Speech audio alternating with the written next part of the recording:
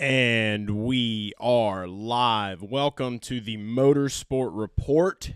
It's motorsport news for you. I'm your host, Chase Holden.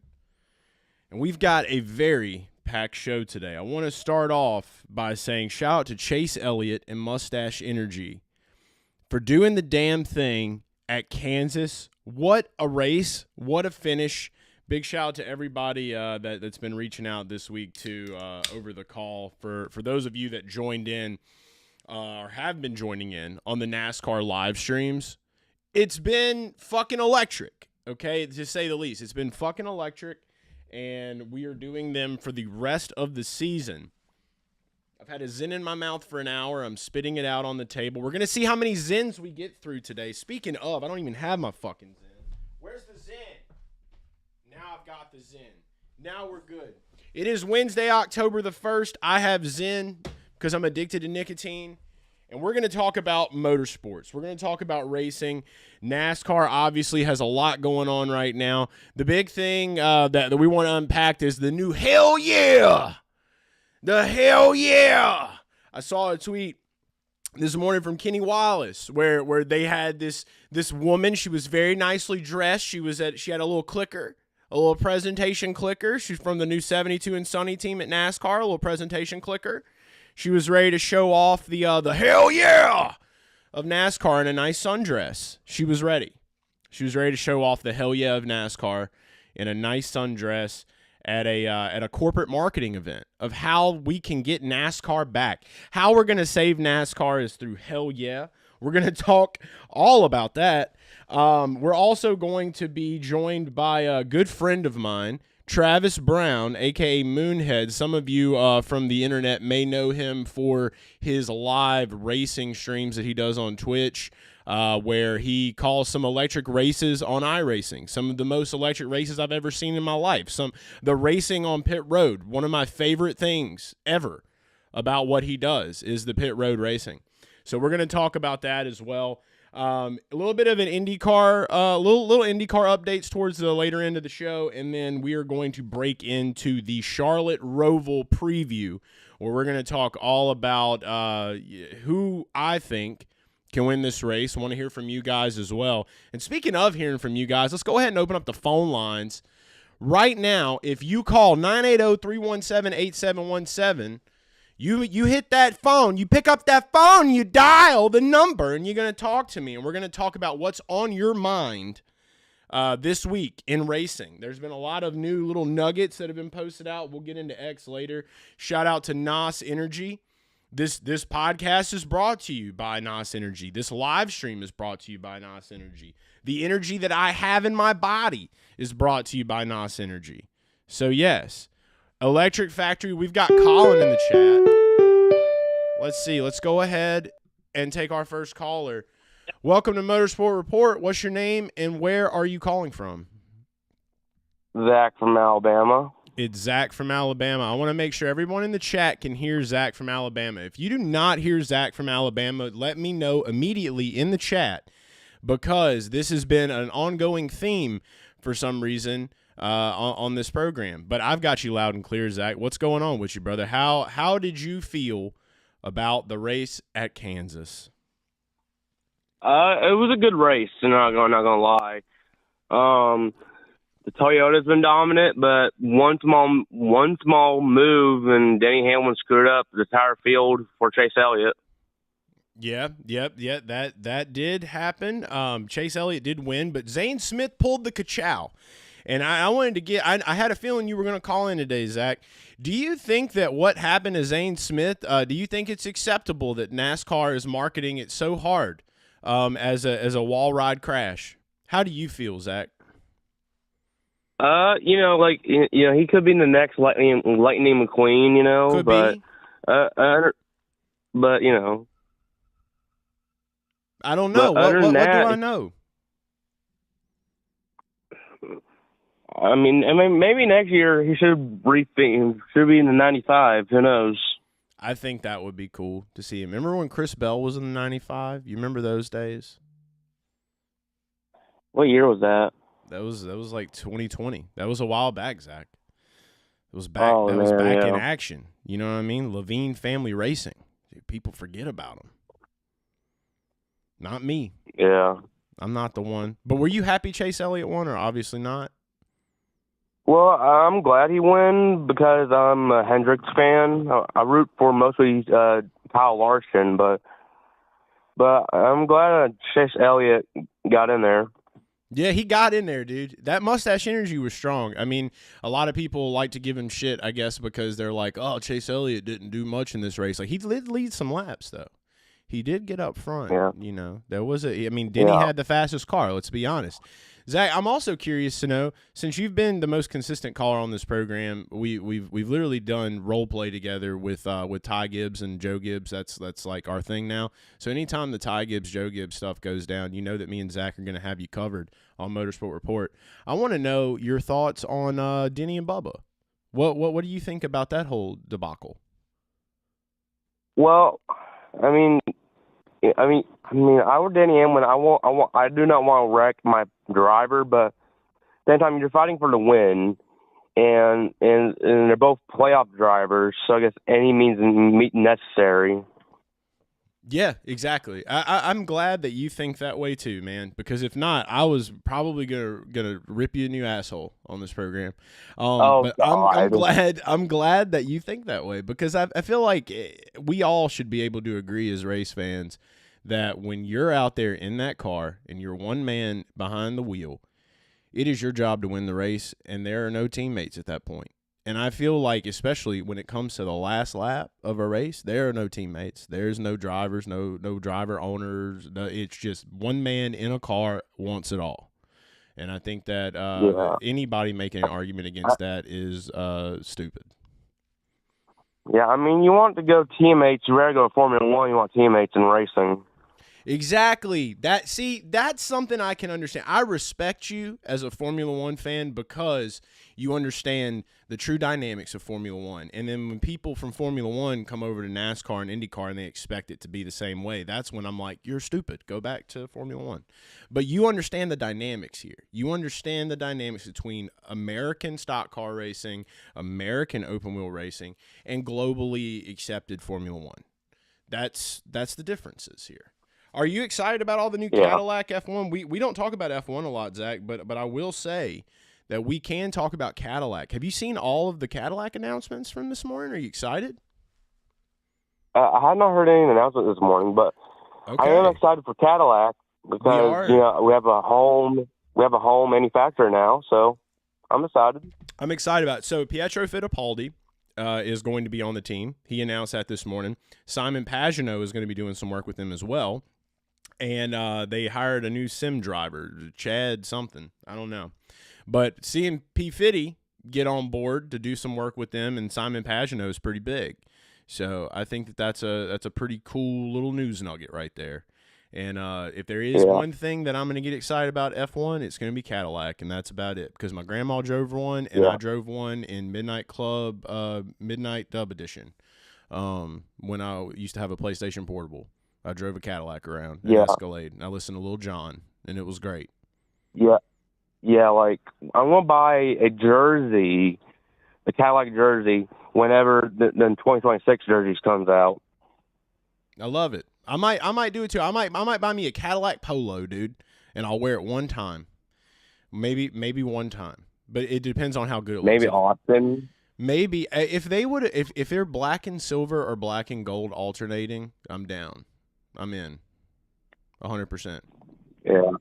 Well, you got anything else for us today, Zach? I mean, I'm kind of a dead week for motorsports because Formula One is not racing. No, it's never a dead week. Motorsport Report's here. It's never a dead week. I know. What I mean by a dead week, I mean we only have one racing series on Sunday, and I'm used to free, so. Big ROVAL, dude. Big ROVAL weekend. Join the live stream. I'll see you on YouTube for the simulcast for the ROVAL. It's gonna be fun. Yeah, on my Racing Road account. Who's your pick to win? Gisbergen. All right, there we go. All right, well, Zach, I'm going to let you go, let some other people get some chances. I got some other news to cover. It's always good to hear from Zach from Alabama. Thank you for calling, brother. Yeah, you too. Bye. And that was Zach from Alabama, an OG of the program, 4 episodes deep. Yeah, so let's talk about it. Let's talk about this race in Kansas. Obviously, we've heard from Denny. We've heard from all the podcasters this week, what their thoughts are on this race. Denny, I feel like, had one of the best Actions Detrimental episodes that I've heard in a long time. I mean, it's getting more and more authentic out here. It's getting more and more raw. It's getting more and more real, and that's what we want out of our sports. Honestly, motorsport is our sport. We want to have these loud personalities that can also be very truthful, very real, and it gets to show us something that we didn't have back late in the day. People were controlling what you saw and what you hear. The internet's changed it all, so we're very thankful for that. But I do agree. And I will say this, and I've said it a million times before, if you've been following me for a long time, you know how I feel about racing, especially NASCAR racing. On that last lap, gloves are off, dude. Whatever it takes to win is what it takes to win. And I think that every motorsport series should be that way. I feel like every driver should have that in them. And I feel like a part of them does, but like if you're on the last lap of a fucking race and like whether you're in IndyCar, NASCAR, whatever, and you lift or you let off because you don't want to ruffle feathers or hurt something, you need to fucking retire. It's pretty simple at that point. I feel like people just want to make, just noise. People just like to make noise over stupidity. And it kind of goes to what I was saying with Zach coming on the phone too. A lot of these F1 experts, these Netflix experts out there, and I'm not talking about like F1 legacy fans that have been fans of F1 for years. I'm talking about the Netflix F1 group, that little club. Yeah, they fucking suck. Let's be honest. And there's a lot of that. I feel like a lot of that digging in and dialing in. We got a call coming in. Motorsport Report, what's your name, where you're calling from? This is Colin, second-time caller. Had a great time Sunday. What's going on, Chase? Colin, what's going on, brother? What's on your mind today? Just working, looking forward to the ROVAL. We're watching all this news about Caddy, like you were just talking about. They Zinn and Busch Light, biggest sponsors for Cadillac next year. No, I'm very excited for Cadillac. I don't think I've ever been this excited about Formula One in my life, which it hurts to say it, but I am excited for Cadillac, just mainly because of my love for hood shit and Escalades. So that's why I'm very excited for him. And Paul Wall. Paul Wall, yeah, for sure. If you didn't have a grill or aspired, or you didn't put aluminum foil in your teeth when you were in 3rd grade, what were you doing? That's really like that's the world I grew up in. You know what I mean? If you didn't have your Air Force Ones on, dude, listening to Nelly, dude, what were you doing? That's the question. That's the question I have. You remember them Day shoes with the spinners in them that you could buy at the East Bay catalog, dude? Do you remember that? Oh yeah, dude. Boo and soap. What about soaps? Ooh, dude, I don't know about soaps. You put me on soaps, dude. Rolling soaps in your Cadillac in high school? Rolling soaps. I got you. Yeah, I didn't roll soaps. I never got to do that. I didn't either. The food booths, though. I was a Heelys guy. You were a Heelys guy, dude. I got banned from school for wearing Heelys, dude. This just show our love. I think that shows our love for motorsport other than anything, because we would make motor sounds and we would be on Heelys probably. And I remember anything with wheels. That's it, dude. If it had wheels, I was all in, dude. And I'll never forget, I wore Heelys to school, and I made them illegal at my elementary school because I tried to ride them down the stairs, and I busted my ass, and I was going to be a liability for the school. So they banned Heelys. So I'm sorry to all the elementary students at my school for that. A broken femur never goes over well. No, it doesn't. Or were you I know that I remember you were on the live stream with us. Were you obviously weren't as enthusiastic about the Chase win as most for personal financial reasons? No, I didn't have any skin in the game on the race. I was all parlays, NFL. But I actually liked it. I hate Denny, so liked it a lot. Not a big fan of Bubba either. Denny? So I'm just honestly, truthfully, why do we hate Denny? I'm a Kyle Busch fan. Okay, that makes sense. That's it. What about Kyle Busch coming? What about the rumors of him going to 2311 if they stick around? That's a perfect segue. And then now I would love Denny to welcome Kyle with open arms, right? I think that if Kyle Busch gets back in a Toyota, he's gonna get his spunk back. Like I feel like he lost his mojo because Kyle Busch ain't no cowboy, dude. Like, and I see Super NASCAR fan Andrew ask, so Austin Dillon shouldn't have been penalized at Richmond. I don't think so. He was trying to win, dude. I mean, that's maybe I'm an idiot. I don't know. Yeah, that's the going. Oh, Kyle lost it. Kyle's this. Kyle's that. It's like you don't lose it at 39 years old. Kevin Harvick was still running races at 44. So that's right. Miss me with the Kyle Busch has lost it. Give him good equipment. He's at RCR, dog shit organization. I didn't like the move to begin with. I hate Joe for bringing Ty in and replacing him, just like, you know, putting Kyle out the pasture basically. And he had to be enthusiastic about it, of course. Going to Chevy, I'm going to say all the right things, but at the end of the day, you lost a, you know, top tier ride and you're going to RCR. Nobody in the sport was like, oh, that's a great move. I don't know. Maybe Kyle didn't want to buy it. Maybe Kyle. I don't think Kyle fit Joe Gibbs' like religious mold.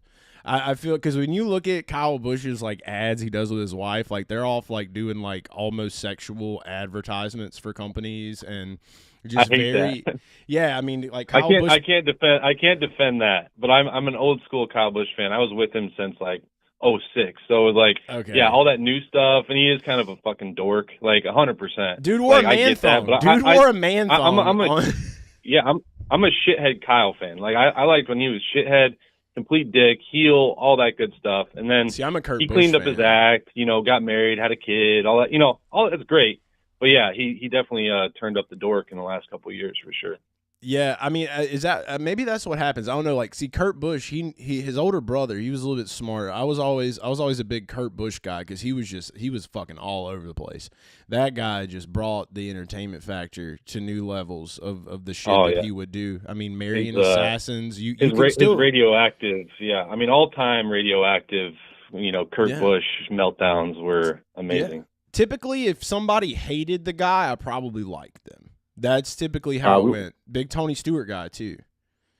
I'm putting some coin on Reddick this weekend with the baby situation. He's had a long week, had a little bit of a scare with his, 4-month-old kid. Yeah, that's tough. I think that's like, in the NFL when you lose somebody or what, like there's always a huge bump there. And I think like the relief from his kid being good and being all good, I think he shows up to the racetrack and shows speed. Yeah, he's going to have to because, I mean, Bubba and Tyler are both below the cut line right now. So, I mean, I think he throws the whole – he throws it, everything he's got at it. Throw it back. All right. I like the pick, SVG. I'm actually wearing an SVG shirt right now. But I feel like, he's due for some kind of, like, technical issue, getting roughed up by somebody, having a loose wheel, doing something like that. I just feel that coming. And, Vegas is going to bang, probably have a little bit of say in that too because they want to make some money. So I think everybody's pouring money into SVG, and I just feel like he has problems. Dude, and if you're comfortable pouring money into SVG right now at the odds that he's sitting at, it's like, who are you? You know what I mean? Like why?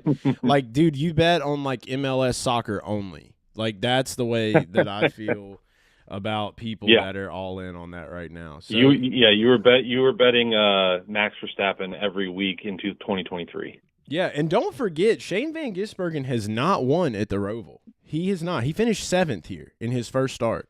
So this is a different type of road course. This is a different element, and I feel like some of these other drivers are going to be like, look, you've already dominated road courses this season. I'm about to show up and show out. Like, I know you like Tyler Reddick. I think that that's going to be a great play, and we'll definitely talk about those odds in a little while after the show, after our guest segment. But I will say that I'm early talk. I'm leaning a little Chris Bell here, dude. I'm leaning Chris Bell a little bit here. Yeah. Yeah. Little Chris. Yeah. I like him. I like him at the Chili Bowl. Yeah. Oh yeah. Yeah, dude. I know. Well, hey, that's another thing we gotta get to talking about. But yeah, anything else on your mind, brother? I appreciate you calling in. Absolutely, dude. It's always a pleasure. Looking forward to Sunday. I'm sure you'll be there. So are you going to be on the live? I will not. So I'm not going to any more NASCAR races in 2025. I will be live streaming every NASCAR race every Sunday from here on out. Gotcha. I know you're in Charlotte now, right? I am. Yeah, I am. I'll be at the Corey LaJoie Kickball Classic on Thursday night. I'll be there for that. So I'll be getting to enjoy some leg into that. Oh, yeah, dude, that's going to be fun. I'm not going to get to play, unfortunately. They didn't want me in there because they knew that I would just kick home runs constantly. So they didn't want to have me around. But they're going to have me there for media, so I'm going to have some fun with some of those guys that are out there. So we'll talk a little bit about that too. But, yeah, I'll catch you on the live stream this Wednesday. Maybe you'll win a pack. You know, all right, brother. We got it. Let's get to some other calls. I'll let you go. Appreciate you taking my call. For sure, brother. Thanks so much for calling. That was Colin. Yeah, so good stuff right there from Colin as well. Kind of talking a little bit about his Kyle Busch fandom, talking a little bit about Tyler Reddick this weekend. And, yeah, they did have a big scare. Their youngest, I think, had some type of a heart condition or something like that. And I didn't look too deep into it. So anytime a very serious thing for me, like I'm a father myself. So, like, anytime those kind of things happen, I'm just like, man, like you can't help but put yourself in that position of like, what if that was me? And that's a scary thought. It's a very scary thought. So I'm just very happy that their youngest is good. And, yeah, could have some big rebound action. But getting back to the chat, so Super NASCAR fan Andrew, you said, so Austin Dillon shouldn't have been penalized at Richmond. Was it a dirty move? Yeah. Was it cool? Yeah. I mean, I'm just going to be honest. And, you know, I just feel like that was something where you have certain drivers that want to have that clean finish, and then you have other drivers that, you know, they're like, fuck, I need a win, dude. And they go get it. It's just that's the element of what NASCAR created. And, you know, Dale Earnhardt was hated for that. And people like to forget that. People want to, like, you know, really just glorify Dale Earnhardt Sr. But people hated Dale Earnhardt Sr. because of shit like that. But having those personalities in NASCAR, I feel like is so important. Like, you have to have that. And speaking of personality, that's the next thing I'll get into, unless we get some other calls in. The next thing I want to get into is this whole deal. So I had Kenny Wallace, and we're going to move over to broadcast view or browser view here because I want to look at some news with you guys. So looking over here now, we'll get to some of these other tweets, but I just got to scroll down to get to where the post was. It was early this morning, so I've been busy on the bookmarks this morning, obviously. Here it is. So Kenny Wallace tweeted out, hell yeah, and nobody really understood what the fuck he was talking about. And then he comes out and shows this picture. So this is what I was talking about when I said they're at a NASCAR corporate marketing event. There's this woman in a sundress, and she's trying to tell everybody that NASCAR needs some more hell yeah. They already got hell yeah. NASCAR's been had hell yeah, dude. If you think that NASCAR doesn't have hell yeah, like, I don't know what you're doing. At this point, when you see things like this, that NASCAR needs hell yeah, like, for one, NASCAR has rowdy fans. NASCAR has a great fan base, people that show up to the track and go there. They're hell yeah, okay? What NASCAR needs now is a fucking new way of operating, okay? The ratings are fucking plummeting. The ratings are falling down. You can't keep blaming football for this shit. There was a time in America where NASCAR was getting more views than football. The pendulum swings. The pendulum swings. NFL is now kind of there. But if we ever want to get back, you got to stop saying that NFL is king. You got to be fucking king. You got to be fucking king. If you want your product in your sport to be at the highest and top level, which you claim that it is, you have to get to a point where you say, I am king. And we stop being reactive to every little thing that is happening outside of NASCAR. and you focus internally on how to make your product the best that it can be, and you work with your fan base, you work with your organization, you listen, and you find a way to move forward. It's very simple. With that mindset, you're not going to achieve much. And you will always just continue to reaffirm that NFL is king, and that's your scapegoat, and that's your excuse. You can make all the claims you want about where NASCAR is right now and why their ratings are getting so bad. It's because there's all this chatter, and people are just hearing all this negative shit, and people are finally getting to a point where they're not tuning in. They're just not. And you can't say that, oh, it's just the NFL got bigger. No. Look at the flack that has been happening and been building, just the fucking curse of shit that has been building up over the last 3 years, or 2 years, really. Since I feel like in 2023, we were in a way better spot than we were now. It's like, what happened in 2024? Like, what happened? Well, Joey Logano won a championship. People started delegitimizing it just because of how that shit worked out. And then that just continued to snowball, continued to get bigger and bigger and bigger. And now we're here. And now it's falling down. So need more hell yeah. Like you get that from the fans. You're always going to have hell yeah. There are always going to be diehards like myself and like a lot of other people that just really enjoy that. What you need right now is a new playoff format, or maybe no playoff format whatsoever. I would say that. I would just say go back to doing things how IndyCar does things and how F1 does things. You have a full season points championship. And is that going to fix NASCAR? No, it's not. It's not. It's an element. It's a part of it. But it's not going to fix NASCAR. Full season points is not going to fix NASCAR. Hell yeah is not going to fix NASCAR. It's going to be a culmination of multiple things. So the hell yeah, which I feel like is already there. I don't know what this fucking marketing team's talking about. That's already there. So maybe they'll work a little bit more on the event side of things. You know, the event side of things, I feel like NASCAR's done a really good job of events. I feel like they do a great job. They have Trackside Live. I don't understand what you're doing. The hell yeah is already there. The entertainment of NASCAR is there. Okay? Can you continue to make that better? Yeah. Live streams of races, kind of like I do. Yeah. That's fun. People seem to enjoy that. People have been showing up. People want to hear a different perspective. They want to hear something different when they're watching racing. Obviously, I have proof. Aside from that, when you start looking at outside of the entertainment and outside of the events, which if that's all 76 and Sunny is there to do, then I don't understand. You could be using that money for other things. You also have to have an understanding that drivers are a big part of carrying your sport. You know, this program that they've got going on, I learned about this program based off of doing this show. And learning about it, what I found out was that, you know, this DAP program that they have, whatever it's called, whatever it stands for, I don't know. But apparently they get points for going on podcasts and going on things. I think that's great. So see, that's the hell yeah. The hell yeah is there. Like you can't sit here and say that it needs more of that. No. What it needs now at this point is it needs more of the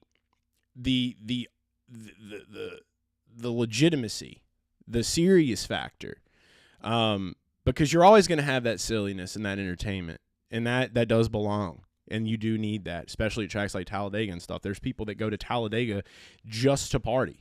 They don't give a fuck about the race. And I've talked to people. I'm like, are you excited for tomorrow? Like, who are you going for? They're like, oh, I don't fucking know. I'm here to party. It's Talladega. I get that. And I always wanted to make every track like Talladega, and I think that's that hell yeah element. And you see Trackside Lives, Kenny Wallace and John Roberts, big shout out to them. They're going around and they're doing that. So all that is there already. Stop dodging the fucking problem.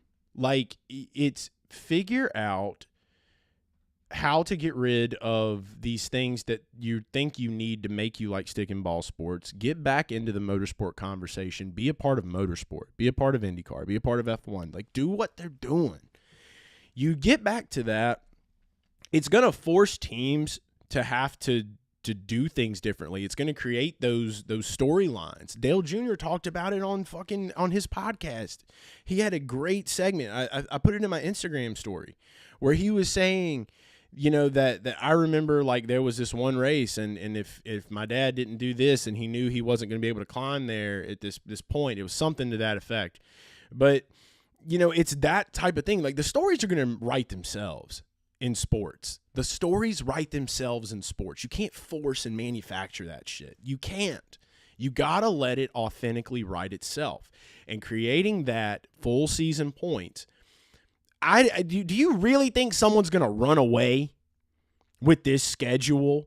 Like, that's a worry that I've heard, right? People have been saying, oh, well, someone could run away. Someone could run away with it. Who the fuck is going to run away with it in a Gen 7 car? Who the fuck is going to run away in a Gen 7 car? Yeah, maybe if you have like fucking 20 road courses, yeah, SVG will run away with it in a fucking car. With the parity that this car creates already because of the way that the Gen 7 is, no one's going to run away with this shit. Nobody. So that is the most ridiculous fucking excuse I've ever heard in my life. And then aside from that, so when you force these teams to do something differently, like, that's going to create that own storyline. That's going to make itself happen. Continue to let these engineers and drivers, like, find a way to let them start tweaking with the tech a little bit. We're entering an AI age, and they use AI already. They've been using AI for years in racing. There's all sorts of new things coming out. And you cannot sit here and tell me that Goodyear isn't using artificial intelligence to figure out certain things with their tires. All these people are using AI, bro, for something. One way, shape, or form. It's not just to write emails and draw pictures, dude. Like, there is some serious shit you can do with fucking computer brains. And so allowing these teams to really figure out how to develop these departments where they can build their own operating systems, and then they can start giving a little bit of leadway to let them do maybe a little bit different with this car. And I don't think the car would be that big of a problem if you started letting some of that tampering go down. Get back to letting the teams do a little bit. Give them a little bit of room. That's all I'm saying. You give the teams a little bit of room, and then you look at it from the team standpoint as well. The driver personalities, that's another giant element. So, see, you got to have all these pieces come together. And then once all those pieces do come together, that's when you might have something. That's when you'll be able to push forward. It's not just going to be full season points. That's going to bring NASCAR back. No, it's going to be it's going to be a mixture of a bunch of different elements. But all of that has to click at the same time. And you click that and you send it, and I'm telling you, it'll work. The big thing with the teams, though, the teams need money. The teams need money. Michael Jordan, Denny Hamlin, they're in a lawsuit right now. They're trying to figure out, how to get more money. The whole thing about the teams having more money allows the teams to market, allows the teams to do things differently in their own accord. RFK does a great job of promoting their drivers, and they do a great job of promoting promoting their race team. They're fun. They have the hell yeah, if you will. Okay? But shit, Brad's a fucking Elon Musk of NASCAR, dude. I don't care what nobody says. You let that motherfucker get to twiddling around on some shit and watch what can happen. Okay? And so you allow that, and then with the teams, where I'm ultimately getting to with this is that the drivers themselves have to be able to be authentic. They have to be able to be themselves, and you let those personalities shine. Denny's become a polarizing guy because he's himself. Some of these other big drivers, a lot of people talk about, like, oh, Chase Elliott, he's dry, this and that. Dude, this is one of the funniest dudes I know off the camera.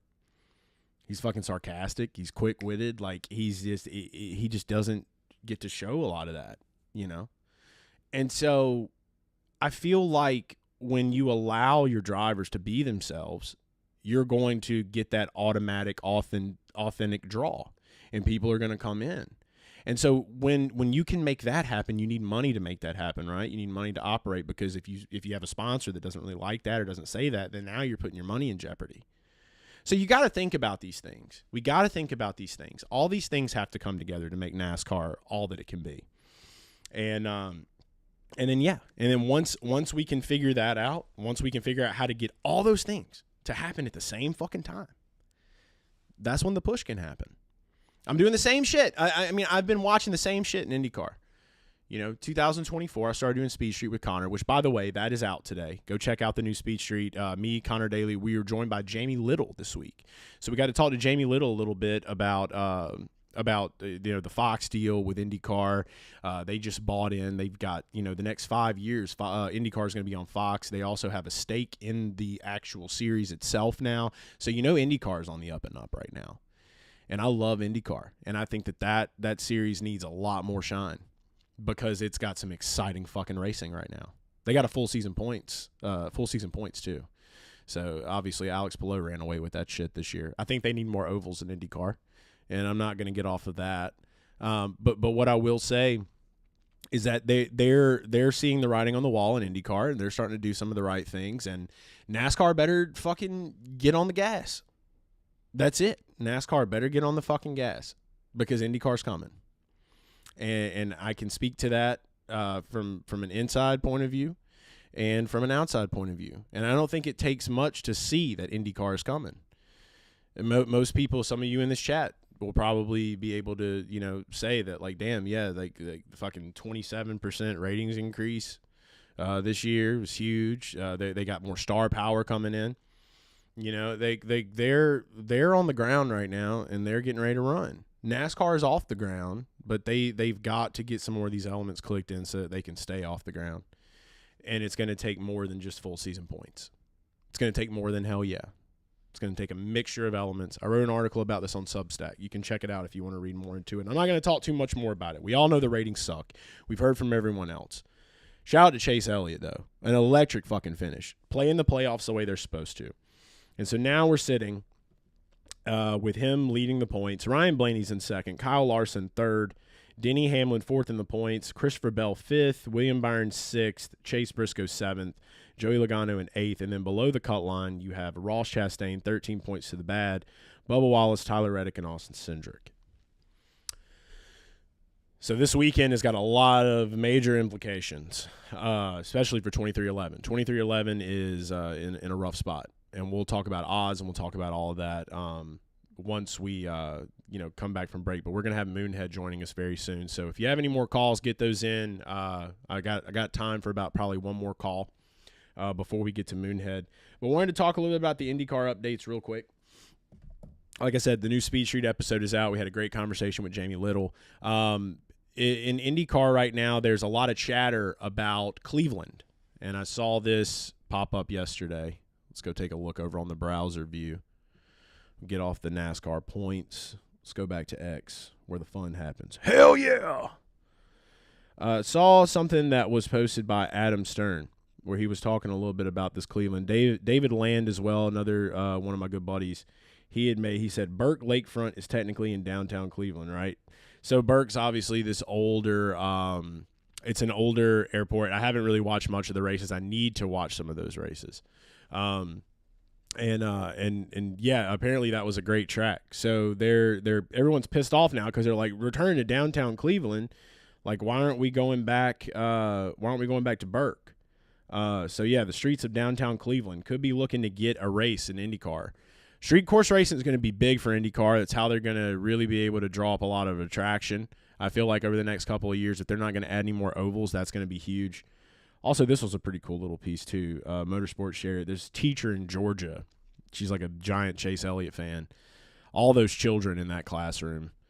Goodness. They got a bunch of free Hendrick stuff, which was cool, and some Ryan Blaney gear. So NASCAR hooked up this teacher. But I think it's cool that because we need the youngins. The youngins need to learn about racing to keep it going. Drunk as Hull entered the comments. He says, sprint car racing is as healthy as I've ever seen it too. NASCAR is racing Richmond night racing. It's Knoxville Nationals finale for a reason, in my opinion. Sprint car racing is something I'm looking to get more into myself. And I'll talk about that here in a bit. But yeah, the whole deal with IndyCar going to Cleveland, I'm just happy to see more street courses. More street courses. I want to see more ovals, though. What's it going to take to go back to Michigan, IndyCar? What's it going to take to let us watch them rip around Michigan? Connor's already said he wants to do it. Multiple drivers. I mean, Colton Herta's off in F1 now as a test driver, but even he himself was like, it'd be great if we could return to Michigan. The Indy 500 cannot be the only oval that people understand. about IndyCar. It just can't. And it's not going to be. Fox is going to realize that. We're going to find a way back to Richmond. We're going to find a way back to Michigan. We're going to find a way to dominate some more of these ovals in IndyCar. And that's what North American racing is, dude. It's oval racing. Shit, you talk about wanting to go overseas and bring these races to overseas. Go find ovals overseas. Why not that? Why is NASCAR road racing in Mexico? Go find a fucking oval, dog. IndyCar could go to Mexico and rip the oval, dude. They got F1, bro. Let them watch them on the roads, dude. Let's get back to the fucking ovals, dog. It's a completely different discipline. And that goes into the sprint car racing side of things. So, obviously, this program is brought to you by NOS. NOS is a big contributor to World of Outlaws, sprint car racing, and I myself will be in Charlotte for World Finals. I'm very excited about that. I am going to be at the World Finals with NOS. We got some really cool things in the works right now, so I'm not going to talk too much about what we're planning, but there's something fun coming. So if you're going to be in the Charlotte area for the World Finals, for World of Outlaws, and for late models, you need to get on up yonder. It's going to be a good time. But what I will say is just mainly, like I've already said, more ovals is what we need in racing in America, especially with IndyCar. Shout out to Lauren, dude. Lauren is the GOAT, bro. Lauren's the GOAT. We love Lauren. She's the best. And yeah, it's going to be, I'm really excited about it too. Like I know like Sheldon's one of the guys that I've kind of watched. And then obviously Chili Bowl. I've never been to Chili Bowl. I want to learn more about that discipline. And before I start like just trying to act like I'm some fucking expert on sprint car racing, which I'm not, you know, this show is the Motorsport Report. We're going to get there. You know, the more I decided to dive into this show because I want to learn as much about as many different disciplines of racing as possible and talk to them with you guys here live. And I think that's the way. I would be all in on IndyCar with more ovals. Absolutely. I mean, I know you wore a Spam Polo out there to the road course, dude. I seen it. Shout out to Lake Speed.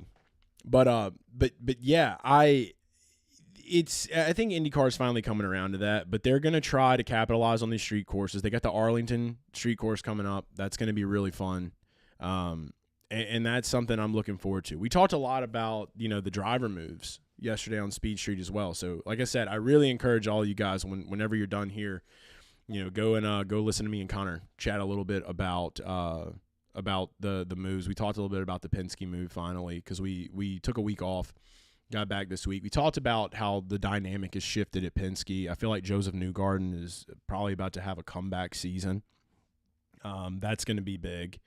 And I can't shake that feeling. I feel like after the season that he had, Alex Palou dominating the way he did, it was like the big three were on the fucking commercials. You had Alex Palou, Joseph Newgarden, Pato O'Ward. So with those three guys, like, you know, Joseph wants to be a stud, dude. He wants to be a star. He's going to show people who he is going into next year. So get ready for that. And there's going to be a lot more. According to Jamie Little, there's going to be a lot more Fox promotion for IndyCar. So they're going to double what they did last year. So you remember all the hype that IndyCar built up before the Super Bowl and everything, and going into 2025. That's going to double now going into this year with Fox being bought in. This is the biggest move in motorsports in America. I feel like that has happened in a very long time, and IndyCar is in prime position to take the fucking flag and run, dude. So, yeah, Super NASCAR fan in the chat says, I'm considering going to the Tulsa Shootout, which is before the Chili Bowl. That would be badass. Yeah, the Tulsa Shootout. I would just want to be there for the whole weekend. I would want to just go for that whole maybe week. I think it's a week or maybe 2 weeks. I don't know. Some people I've talked to, they go up there for like 2 weeks, dude, and they're just there. So I want to have that full experience. Hopefully I'll get to do that here in the near future. Colin says, watch the entire Tulsa Shootout on Flow this past year, electric. And even if I don't get to go, maybe that's something we'll live stream here. Maybe going to have a little bit of conversation with the Flow boys and girls about potentially doing some simulcasting, maybe. Who knows? I would love to do some more of the Peyton and Eli Manning style broadcasting. I feel like that's where things are going, and that's why I'm doing what I'm doing. and I also just love to fucking talk and do this shit. So that's another reason why I love it. But, you know, the thing is that another discipline of racing that I need to learn and get into a little bit more is iRacing, because I don't know a whole lot about iRacing. And so that's why I'm bringing on a good friend of mine. His name is Moonhead. He goes by Travis. And I'm going to take a look here and make sure that we have everything ready to go. I hear some barking.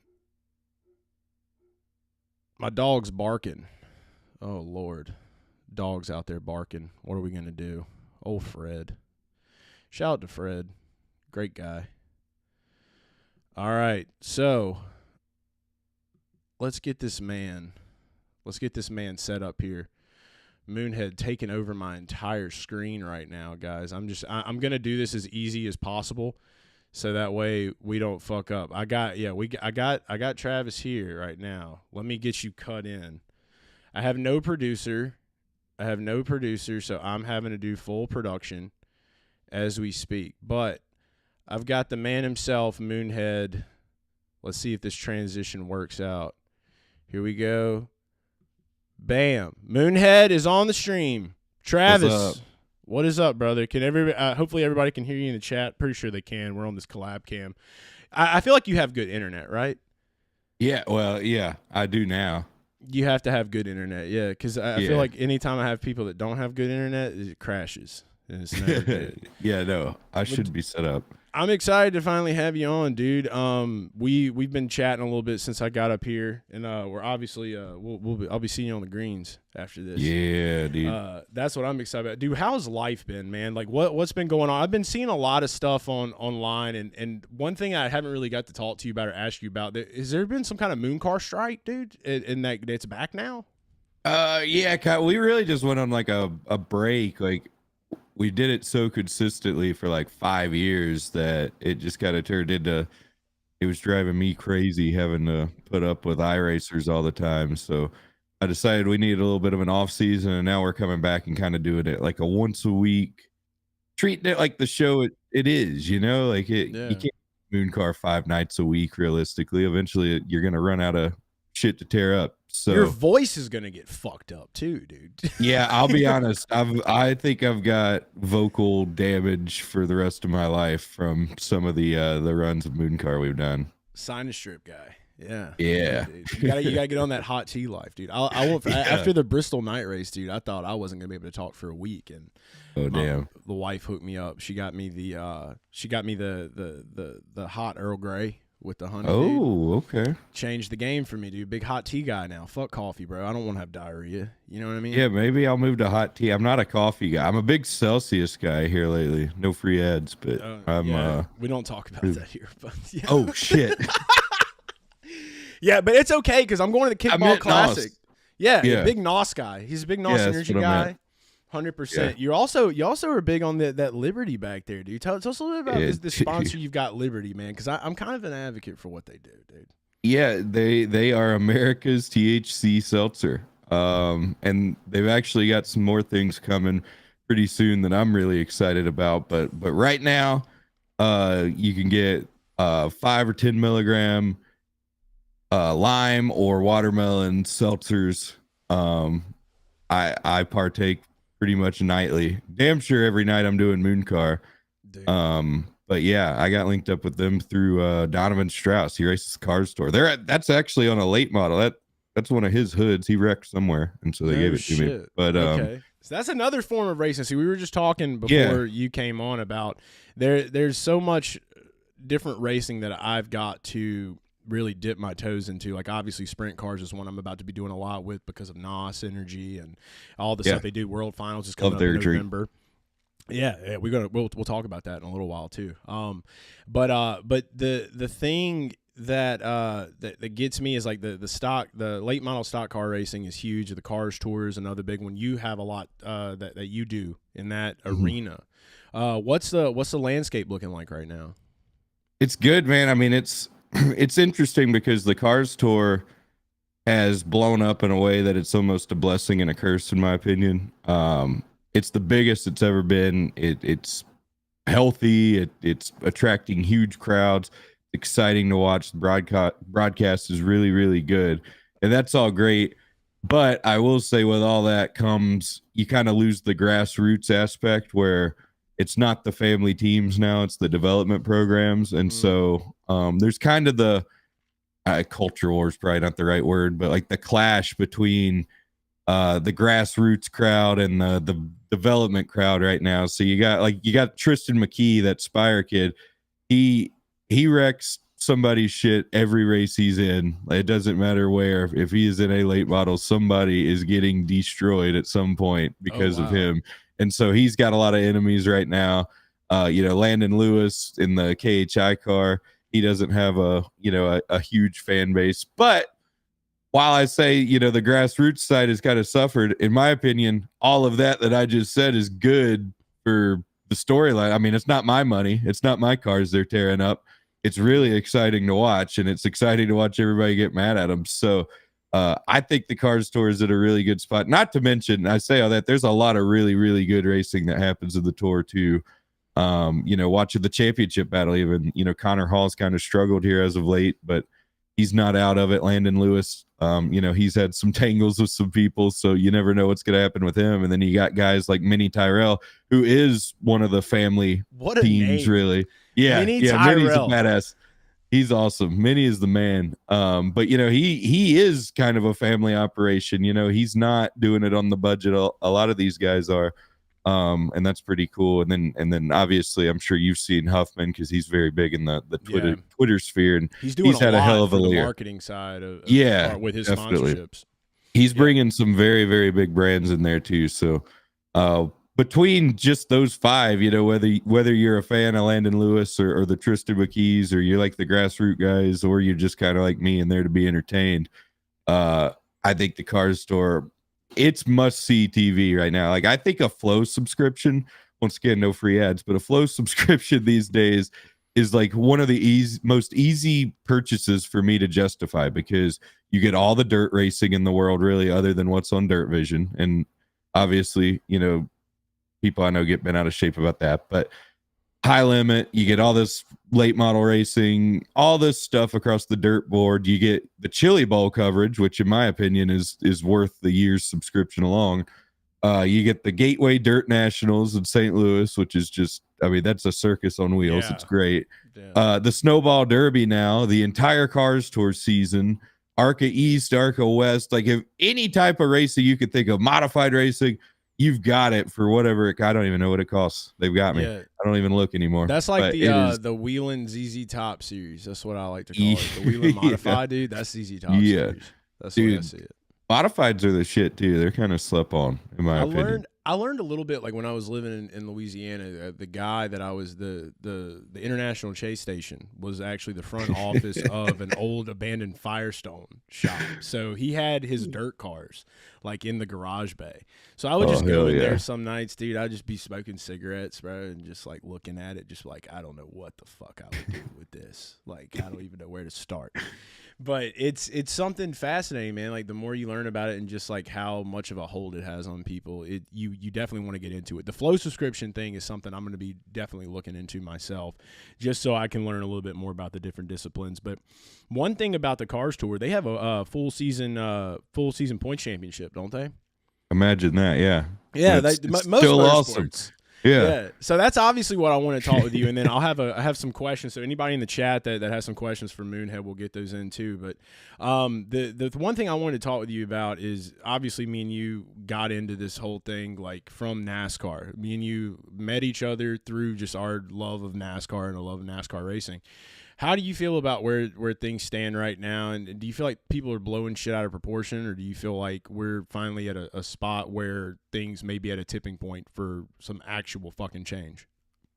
I think it's gonna have to be. I don't like to be one of the panic button pressers, and NASCAR's not gonna die. Like, it's not gonna. I'm not gonna stop watching it either. So. Right, it's not gonna fizzle out into obscurity. It's literally a part of my job to watch it, so I'm gonna watch it. all of that said, they've got to do something because, and this is not a dig at IndyCar, but you could see where sometimes, and even I feel like IndyCar probably made less blatant mistakes than NASCAR has here in the last 10 years, but IndyCar has kind of gone through this where there was a time they were the shit, and then things have kind of trickled off. Lucky for IndyCar, happened. it looks like, yes, luckily it looks like IndyCar is, I feel like I tuned in towards the end of the year and I watched Nashville and I was glued to the TV and I did not, I wasn't thinking about points formats and all this stupid shit. I was just enjoying a race, and that felt pretty good. So it's not a dig at IndyCar, but I say that to say NASCAR needs to get their head out of their ass very quickly and not have the attitude of that can't happen to us, because it will. People will very quickly jump shit. And F1's catching NASCAR too. So I think it's got their attention because I think once the New Hampshire ratings came out, it feels like every day we're getting some sort of rumor on a podcast about practice coming back, points formats changing, horsepower is getting at it. I mean, it sounds like they're going to throw the kitchen sink at it, which is good. I don't know what else to say that really hasn't already been said about it, but when you're getting closer to the Xfinity series, when F1 is catching you, when IndyCar is catching back up, when people are running to other series that they really did not give a shit about 2 years ago, just to feel like they're watching something that's legit or actually like feels like motorsports again, you've got a really, really big problem. And I think that even could trickle down to like watching the car store. There's plenty of people around me, and I'll tell you this right now, if it wasn't, part of my job to watch a lot of the Cup races, there would be plenty of NASCAR races I skipped to tune into other forms of motorsports. So it's not my love of motorsports going away, and I feel like there's a lot of people feeling the same way, where they don't hate racing, they just don't like NASCAR anymore. Right. And that's a bad thing, because I feel like if you look at Sunday's race, Sunday showed us everything NASCAR really does still have the last offer. 2 fucking weeks, dude. Bristol and New Hampshire. New Hampshire being one that surprised the shit out of me because of the Josh Berry and Ryan Blaney thing. Same. I really thought that New Hampshire was going to suck. But you take these last 3 weeks, and I think Bristol did all right ratings-wise, but you take New Hampshire and you take Kansas, 2 really good NASCAR races. Like, if I wanted to show somebody what an honest-to-God NASCAR race, not something that's got some bullshit manufactured chaos, not a super speedway race or a Bristol tire-blowing fiasco, which I love. I love it. I hope it's like that every fucking year. I absolutely love it. But not every race is like that. I want to show people just 2 good old-fashioned NASCAR races. I think New Hampshire and Phoenix were both examples of that. Now, did various issues with the format or the cars still glare their head? Absolutely, and they're always going to. But it pains me to see nobody, and we say nobody, 1 million something people still watched it, but relatively speaking, nobody watched these 2 fantastic races that could be happening at a very, very important time in the year. Think about if we had 2 guys, few points apart, going at it. I mean, it would feel like those old battles back in the day. I don't even care if they go back to a 10-race chase. Like, honestly, I think that's the perfect answer. I think that eliminates the whole somebody's going to clinch it and it's going to be boring argument, because if somebody clinches it in 10 races early, they fucking earned it, and we're probably watching greatness and can take that as our takeaway from that year. So they got to do something. I think they will. I think they're seeing it. I just think that the NASCAR ego is what bothers me. The fact that you have, that Hauler Talk podcast where they do what they do over there with, I forget the guy's name from NASCAR, but basically, is it bad that I don't know what the fuck Hauler Talk is? Just keep it that way. It's basically how they're right and all the fans are wrong. And then you've got NASCAR employees calling people bots. You got, they discredit any sort of opinion, and they take this stance of, we know more than you, you're wrong, this, that, and the other. Well, the ratings aren't wrong. You know what I mean? Yeah. And the customer is always right. You know what I mean? It comes to a point where, you could have the assholes who are going to complain about everything. And that's NASCAR fans. Most insufferable fans in all of sports are NASCAR fans. I 100% acknowledge that. But at the same time, when there is a noticeable change in ratings, there's a noticeable change in I don't know about you, dude, but Twitter is dead these days. Yeah. Like during races, I remember back when it was, you could refresh Twitter and 20 tweets would pop up where people were just fucking going nuts about everything that's happening in the race. Now nobody gives a shit. Dude. It's either the algorithm, or I don't think it's the algorithm, because no one's live tweeting really. I mean, and lately that was something before I started live streaming races, man. Like I would always be on Twitter, and you could just follow the race there. Like if there was like a day where I was doing something with the family or whatever, I could follow the race on Twitter, dude. I didn't even have to watch it. Or usually I would listen to MRN. And so that's the way that I've been consuming it for so long. But, with the ratings, dude, I've been numb because I've been very heavy in the IndyCar space for the last 2 years. And so, like, I'm used to, like, 700,000 people fucking tuning in. I'm like, oh, well, hey, we hit 1 million. This is great, So seeing it happen for NASCAR, you're like, shit. I think the biggest problem, though, is that everybody wants to just use the NFL scapegoat, and then you buy up all the media, right? So NASCAR buys up all the media. They try to force a narrative, and we live in a fucking era where no one they're gonna call you on your bullshit. Like no one is going to just sit here and let you just fucking narrative them. Like people are smart. People are not idiots. Like they understand, that this is not correct what you're telling us. So having independent media is huge, and that's always going to be an important factor. And then for the ratings, I mean, I just think it's the feeling of the fans are not feeling heard. And I don't think some woman in a sundress at a corporate event saying NASCAR needs more hell is going to be the thing that really fucking changes that. No, that's what's crazy, man. Like yes, they want to almost lie to you. They almost want to make you believe that just because football's, and I think that's an unhealthy approach in general. Why don't we want to beat football? Like I understand going, all right, we didn't beat football. Like there was a time we did. Yeah, but people are quick to forget. Yeah, there's football has existed. I don't know. I'm not a football guy. Fucking I don't 60s, know. Dude. Okay, 60s. 50s, 40s, whatever. It's not a new concept, and there is a reason. It's the same thing. I see people use it, and I love golf. I arguably, this is a Holden bomb or whatever you want to call it here. Okay. I don't think I've ever publicly said this, but like I'm to the point now where I probably like golf, even watching professional golf, more than I enjoy racing. Like that's fucking bad. I'm all in on golf. And even I will say it is fucking pathetic that people now have to look to and I don't know if I'm allowed to cuss. I'm sorry. You can cuss on here, this is my YouTube channel, bro. It is downright pathetic to me that people will even use golf as an excuse now. Yeah. People will use everything. There was RIP Charlie Kirk. I pitched a bitch when I had to go to my own grandmother's funeral instead of watching a NASCAR race. And people are telling us on Twitter that NASCAR lost 500,000 viewers to a funeral. There is something wrong bro. All across the board. If people will pick anything but NASCAR. It's like being married to a woman who will have sex with any guy on earth other than you. Yeah. You know what I mean? Just cucked America, dude. Yeah.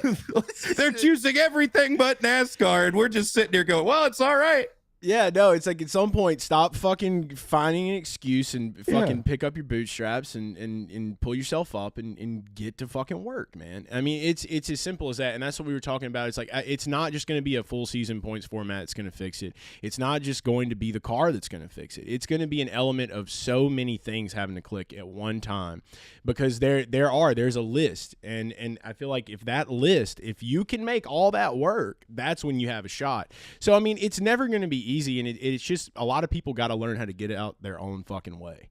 And no doubt. And I do think I like people's attention spans change. Like I said, I'm interested in golf. I'm interested. I watch more football than I used to, and I think a lot of it's just getting roped into fucking betting and shit like that. Yeah, but like, it's just the addict behavior of us. That's what it is. I still will tune into it, but at the same time, okay, maybe NASCAR needs to figure out a way to make that more interesting, and racing does kind of suck to bet on, and there's nothing you could do to fix I love that. betting on racing. I had Chase Holden 12-1 this week, dude. Well, so I'm sure you love it. Yeah, I'm the only man in motorsports with a crystal ball, and I say it all the time. I mean, that's just how it goes. I think we're throwing in the towel easy and just saying all these other things are going to beat us. All these other things are just more people like it. It makes you look weak. Figure out why. Yeah, figure out why. Like at least figure out why. We may not beat them, but at least try to make it a little bit more interesting. And I don't think you're going to accomplish that by just trying to be like them and having a playoff format. And No, the other exactly. thing I will say is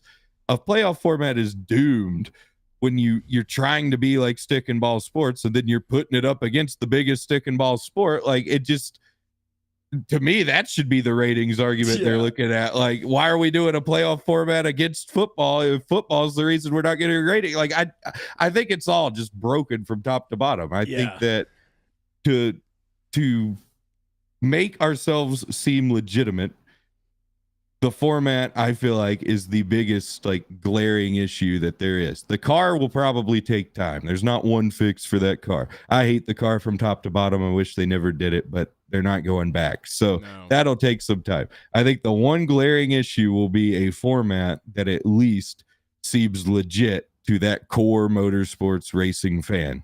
And then maybe they will start tuning back in again. And then from there, you can figure out your whatever campaign slogan you want, other than hell yeah, because I don't know why one, it's Cletus's thing, and two, he's doing it to make fun of, like, it's a joke when he does it, and I don't think they realize that. Yeah, I really don't think they realize that's how tone deaf it is. Did you also hear too? And I think I heard it more for the first time than I ever did. And I know we're running low on time. We're still going to cover the ROVAL here, but one thing that I noticed was Bubba. They were interviewing Bubba before the race this weekend at Kansas, and he was just like, yeah, we just got to make sure that we hit our marks and we cover all of our bases. Get out there and just we got to go for a home run. It's almost like they're taking little jabs at the fact that you're trying to make it like a playoff because the MLB playoffs are going on right now. And then you hear them in the broadcast booth and they're thinking, oh yeah, that's a cool thing. Like, let's say that. It's like, no, it's just like the drivers are like low key making fun of you, like, because you're trying to be sticking ball sports when you're fucking motorsports. So I get to this point with it now to where, like, it's just, you gotta let these people fucking run rampant. Everyone's gonna grab onto whatever their excuse is. Stop having fucking excuses. That's the way that I see it. They don't have excuses and just figure it out, because it can be figured out. Had some questions for you here in the chat. One question from Colin was, how is it working with the Barstool crew? Who does Spider hate? He never admits or makes it public. Dude, I don't think he hates anybody. I think he might actually root for everybody. I don't know. That almost makes him like comical. Like cartoon character. I feel like he's going against Bowman a few times. Okay. But yeah, other than that, I can't really think of anybody. But they're great, dude. Spider's awesome. I've known Spider for a long time now, and he's a really, really good dude. And then Large, I've gotten to know Large. He's one of the funniest people I think I've ever met in my life. That guy don't give a damn. I mean, if he thinks it, he will say it, and that's awesome because I'm kind of like that as well. It's old Wall Street guy for you, dude. Quiggs, like, just I know. Boy. He does not give a damn. That is, he will say it if he thinks it. And then Quiggs is awesome. Obviously, I don't think he doesn't pop out as much to the races and stuff, but that man is he's a genius from top to bottom. Like, any sort of internet content you can imagine, he could make the best of it. He's just, and he's so quick. He's just so damn quick to like think of something and just make it funny. I don't know. He's hilarious. One of the guys I know least about, but I did, after you mentioned him to me, I saw this post on X where he bought a Flipper Zero. And wow. Like, it's like this little device that can control televisions and electronics and stuff. Like, does he just go like you just go around and just fuck with people that are electronics? I guess so. Is that what he gets off on? I guess. I don't know. I heard rumblings about that when I was in Chicago, but I haven't seen it with my own eyes. Just carrying around a Flipper Zero and being a fucking terrorist to TV screens, dude. Yeah. Well, dude, Moonhead, thanks so much for being on, man. And when Mooncar Light's coming up? Yeah, we had some Mooncar Light last night. I'm gonna be doing some racing tonight. Might have some Mooncar tonight, but for sure we'll be back next week with Mooncar Light and Mooncar sometime midweek. Fucking right, bro. Well, dude, good to see you, and I will see you on the greens, my man. Yeah, hell yeah. See you soon. All right, take care. That was Travis Brown, aka Moonhead, one of the real OGs of NASCAR for me specifically. Growing up or coming up into the NASCAR world, he was one of the first guys I saw doing some online stuff, and developed a really cool friendship after that. So very thankful to have him on the program.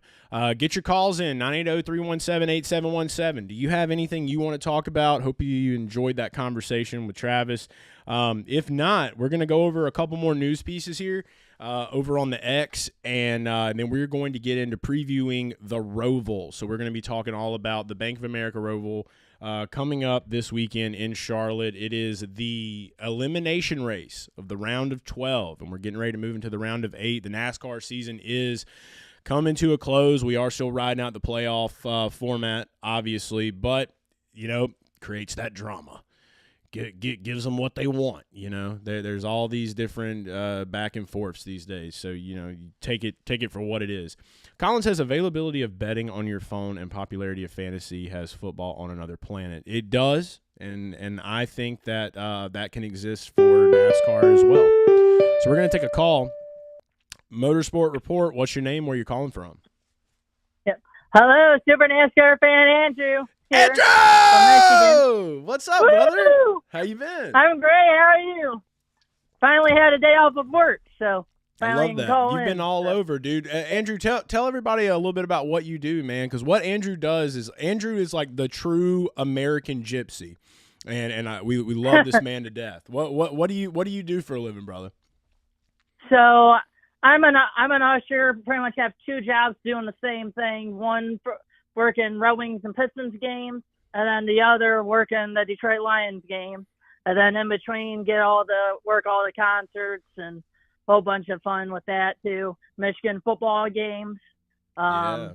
We have a soccer team in the USL championship for Detroit City FC soccer. So I pretty much do every concert, the sporting event here in Detroit, other than the Tigers, unfortunately. But but pretty much everything else is free reign. Yeah, well, we love it, dude. It's been a while since we've seen you. What's been on your mind, bro? Well, Ty Dillon had the DraftKings card this past week, and DraftKings decided to put a lot of props on with Ty Dillon on there.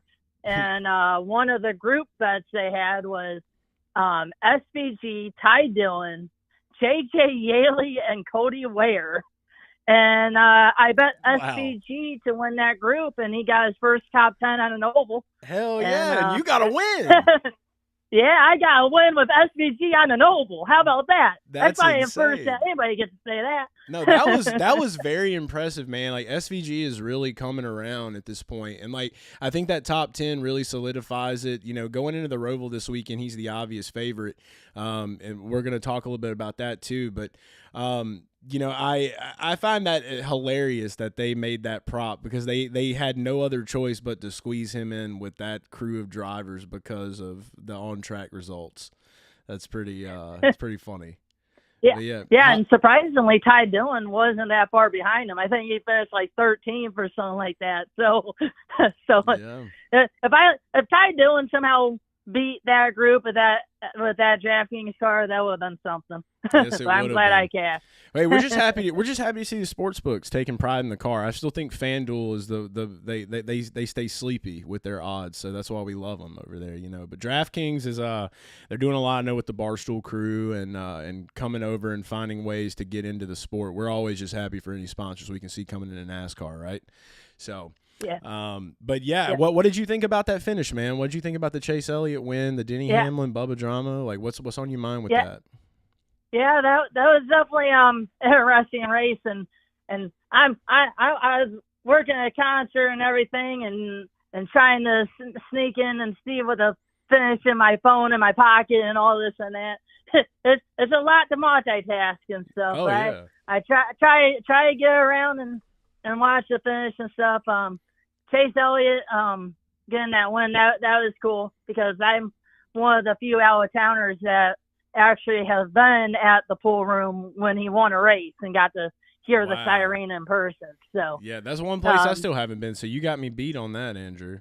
That's why I said you get around, dog. Yeah. How was it? How is that trying to deal with a Suicide Boys concert while you're trying to watch a race? How that be?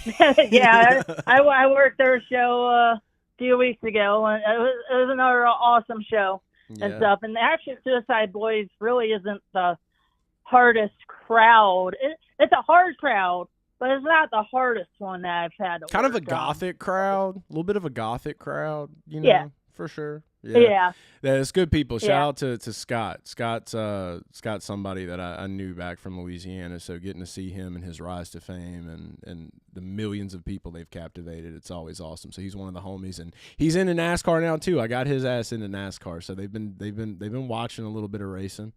So Suicide Boys like racing, man. So that's what we love. I did want to ask you one thing. I'm glad you called in because you dropped something in the Discord that I found very. You always come up with these incredible stats, or these little nuggets that people don't find. You had dropped something in the Discord about the Zane Smith car, the 38, and how there was some correlation. History repeating itself. Yeah, tell us a little bit about that. So. I guess back in 2003 at Talladega, way back when there was a crash with Elliott Sadler in the M&M's car that was also number 38, and he goes actually flipping down the backstretch, all this and that. Well, supposedly that race Michael Waltrip won, and he was in a Napa car. Look out. So go back to this past weekend. We had a 38 flip over and barrel roll. Well, we had Chase Elliott with a Napa car go to victory lane. The signs. So history repeats itself. The signs, man. I saw that too. And then I saw another one too. There was like another 38 car that had got turned up sideways. I don't know if it was at Kansas or not, but I saw there was one of those as well. But yours is way cooler because of the Napa car winning, the 38 flipping. So, and I remember you had one a couple years back too with the championship about how William Byron had gotten the pole, and then Jeff Gordon had gotten the pole for a championship race, and then the one car, or it was like Ross Chastain had won it. It was when Kevin Harvick. It was something to do with him. I don't know. I was going through and cleaning out some of my old videos from a hard drive the other night, and I found that clip from when we did Garage Guys Report, and I thought that was really cool.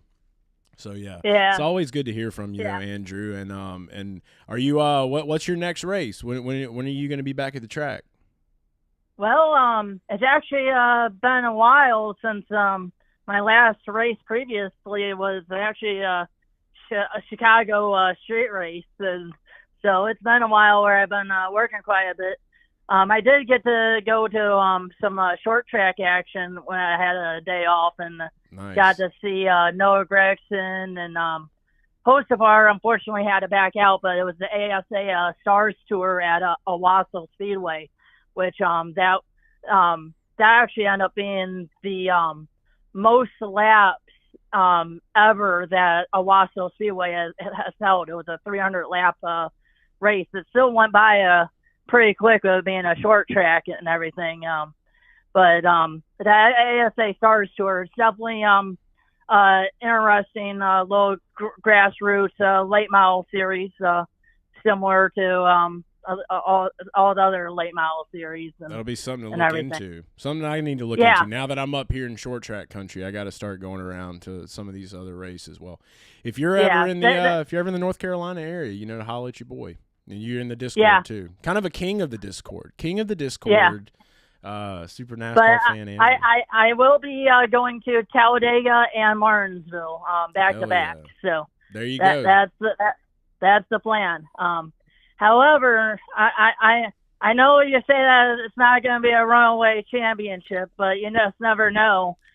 With Alex Palou, it was a 17 race championship, and he pulled away with it. Oh yeah, so I'm telling you, Chip Ganassi and them were insane, like with what they were able to accomplish this year. Alex Palou is great. Not get me wrong, but if there's a championship locked up where like Martinsville is being the second last race of the season, I'm sorry, but I feel like my generation's fan base, it might look like the spring race there, where there really isn't anything more with the racing product and stuff that I think playoffs need to stay in some type of way, not necessarily a one race championship.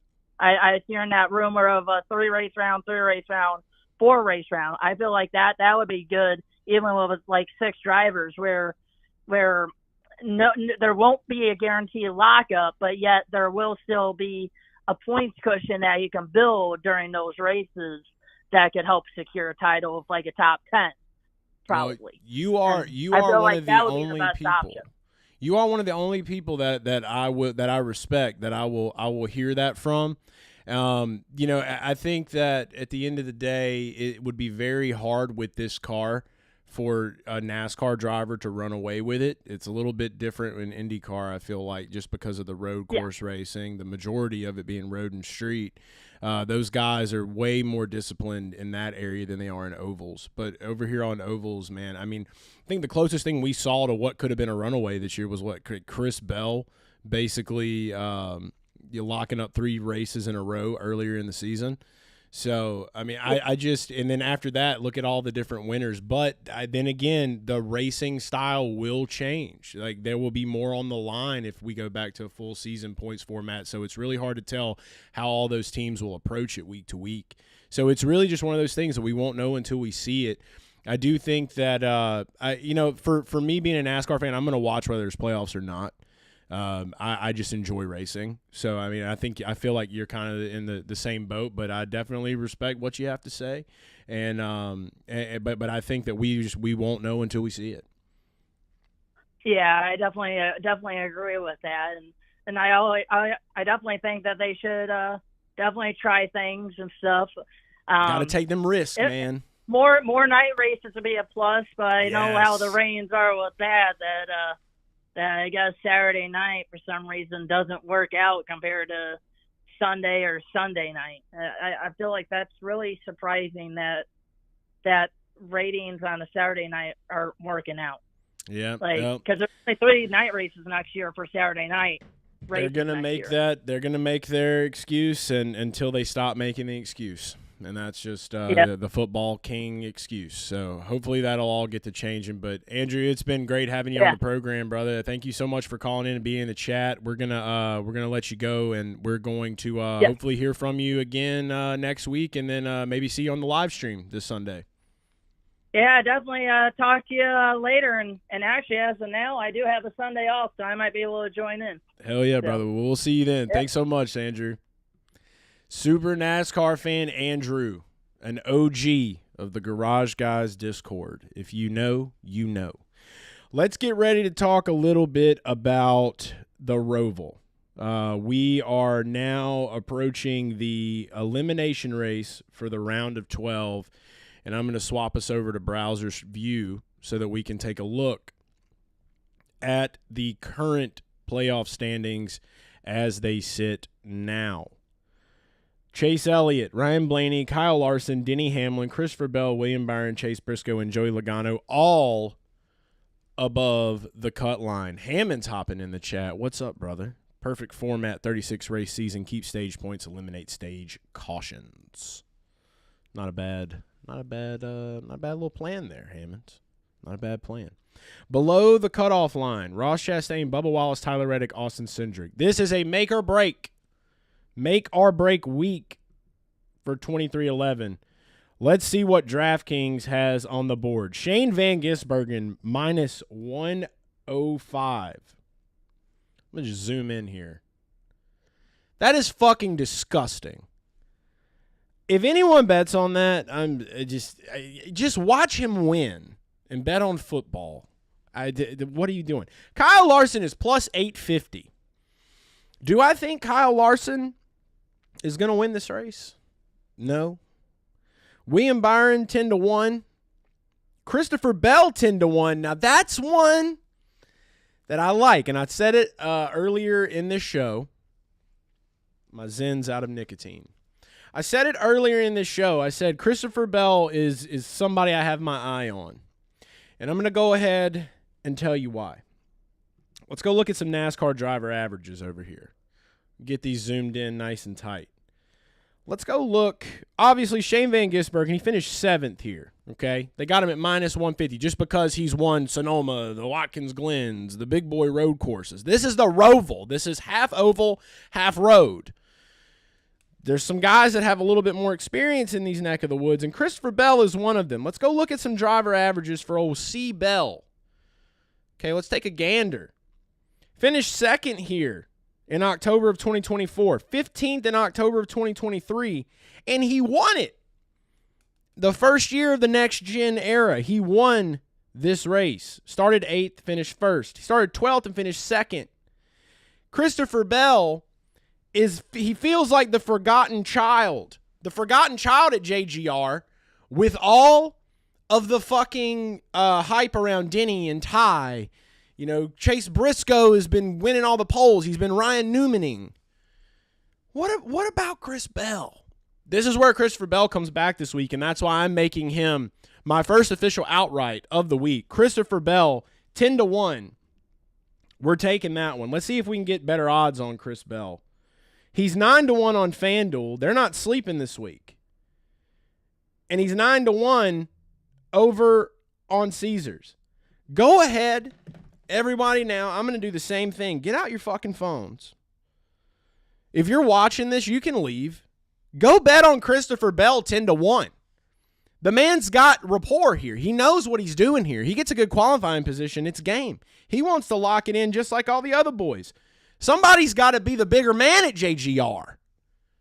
Somebody's got to be the bigger man.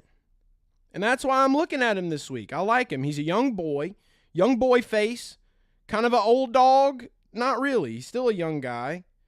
I'm just kind of talking out of my ass right now because I'm trying to make a bet on Christopher Bell before the odds shrink.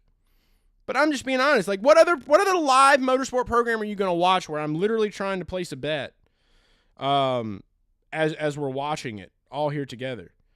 I'm going to go ahead, dude. I'm gonna put a quarter of a unit on that. No, I'm not going to put a quarter. I'm going to put a half a unit on that. I might put it. You know what? Fuck it. I'm going to put a whole fucking unit on that, dude. We're going to put a whole fucking unit on that. Yep. We just put a whole fucking unit on it. That's how sure I am of Christopher Bell. He's 8-1 on MGM. See, people know. People aren't fucking stupid. People know.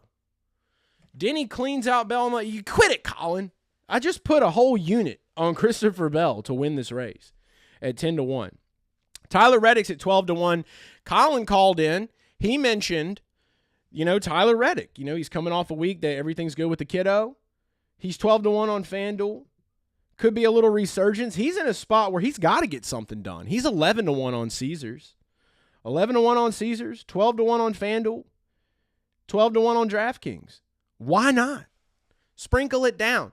If there's one guy that's going to get it done for 23-11 this week, I feel like a lot of people want to focus on Tyler Reddick. But let me tell you something.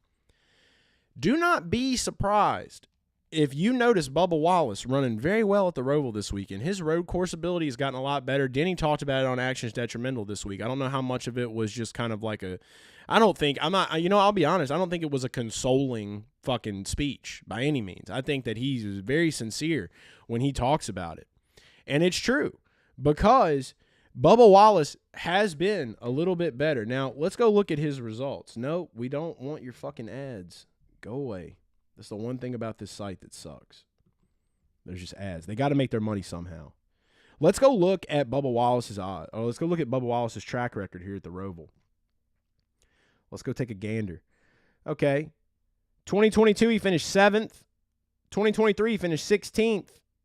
In 2024, he finished 9th. It's not the worst. That is not the worst. And let me just tell you, I feel like Bubba, even though Denny's already came out and said it too this week, Bubba feels like the surprise guy. He'll be the surprise guy. But he'll be the one that gets it done. Because Michael Jordan's going to be in the fucking building.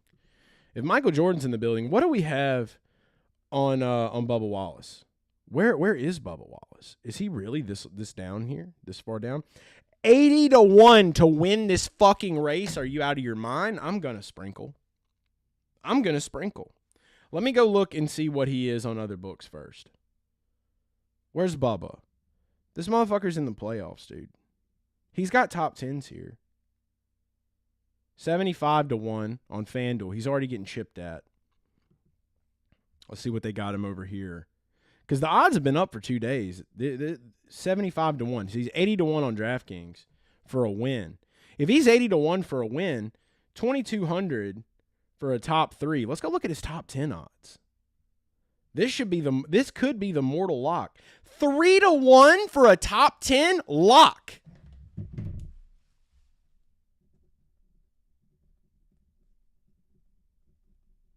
He literally has nothing else to race for other than a win this week. He literally has nothing else to race for other than a win. So if he comfortably gets into the top 10, which he will, we have seen that he can do that here. He's going to go. Now, where it could all go upside down is if he gets really aggressive and he loses it. I understand that, but that's a risk I'm willing to take. That is a risk I'm willing to take. Top 10 for Bubba Wallace. Let's go see if those odds are any different before I do lock it in 100%. Because, my God, top 3 finishes. Top 3 ain't going to cut it, dog. That's all they got on FanDuel right now is top 3. Gross. Let's go look at top 10 on Caesars. Where's Bubba at for a top 10? Let's see. Bubba Wallace, 3-1. So you can get him on Caesars or on DraftKings right now. You said 23-11 is 80. 23 is 80-1 on BetMGM, says Colin in the chat. Big sleeping on Bubba, and I'm telling you, this could be the surprise win. Do you guys remember when I think it was 2 years ago when we were doing Garage Guys, we had a lot of people in the Discord. They did Chris Buescher 80-1 at Richmond, and that was like, whoa, could be a whoa moment, and you can sprinkle a little bit and get a lot in return. I'm going to go ahead and say this won't be a lot, but I'm going to sprinkle a little bit on Bubba Wallace winning the ROVAL. Because at 80-1, I mean, you can literally just put a little dab will do you. $1.25 will win you $100 if he wins. $1.25 bet will win you $100 if Bubba Wallace wins this race. I'm going to say that again. We're going to go main cam and say that. Let's go to main cam. If you bet $1.25 on Bubba Wallace to win at the ROVAL this weekend, it will become $100. He's got top 10s at this track. Do not sleep on Bubba Wallace, a.k.a. Daryl. Don't sleep on him. Don't. Just wanted to make sure I said that as loud as I could for everybody and as big as I could. The top 10 is a lock. I'm going to say Bubba Wallace, top 10, 3-1. That's a lock. That's a lock. That's a lock. Bubba Wallace is going to keep it clean. He's going to fight. He's been getting better on road course races. And I'm telling you now. All right, so top 10 plus 200 for the 23 on BetGMM. Got to hammer the plus 300. Absolutely. The top 10 bet for Bubba Wallace this week is insane. They are heavily sleeping on this dude. They do not think that he's capable. We're putting some money on it. That's a unit. I just do a whole unit down. So I got a unit on Christopher Bell so far. We're shopping. We're shopping odds right now for the ROVAL. Talking about the ROVAL a bit, previewing it. If you bet on Shane Van Gisbergen, you're asleep. 25. I feel like Shane Van Gisbergen has a bigger shot. I feel like Shane Van Gisbergen has a bigger shot at finishing outside of the top 10 off of just pure aggression. I don't know if I could say aggression. He's not an aggressive driver, really. We haven't really seen that much out of him, but haven't seen much aggression out of him. But what I will say is that's absurdity. Minus 2,500. That's just playing off of, he's dominated road courses. This is the ROVAL. This is the ROVAL. This isn't a road course. Okay? This is the ROVAL. Let's look at some other contenders. Obviously, Chase Elliott has a comfortable lead. Usually, anytime a driver has a free pass into the next round, I'm not expecting a ton out of them. So I don't really want to touch Chase Elliott this week. Even though he has a mustache, that's great. I still think he'll have a decent finish. Super NASCAR fan says Bubba is 18-1 for top Toyota. If I wasn't already kind of conflicted with the whole Chris Bell thing, I would say I still think that's really good odds, though. That's fantastic odds for top Toyota. So I sprinkle on Bubba. Look, I'm just saying, if Denny Hamlin has faith in Bubba at the ROVAL, if he can talk about that on Actions Detrimental this week, if we can look at statistics and see what we're seeing off of Bubba and how he has improved on road courses, I think you'd be an idiot not to sprinkle a little bit of fundage on Bubba this week based off of what we know and what we're hearing. The books are fucking sleeping. The books are asleep. DraftKings is asleep at the wheel. Take advantage of it. Be the Jesus in the Carrie Underwood song. Take the wheel. Do it. Man, it blows my mind, dude. It's like, what are you looking at for statistics here? That's crazy. AJ Allmendinger, 16-1. Now, he's a guy that I would really maybe keep an eye on. We know AJ Allmendinger can sneak a win in when he's ready. 16-1, though, I feel like if he was like 20-1, I would be tempted.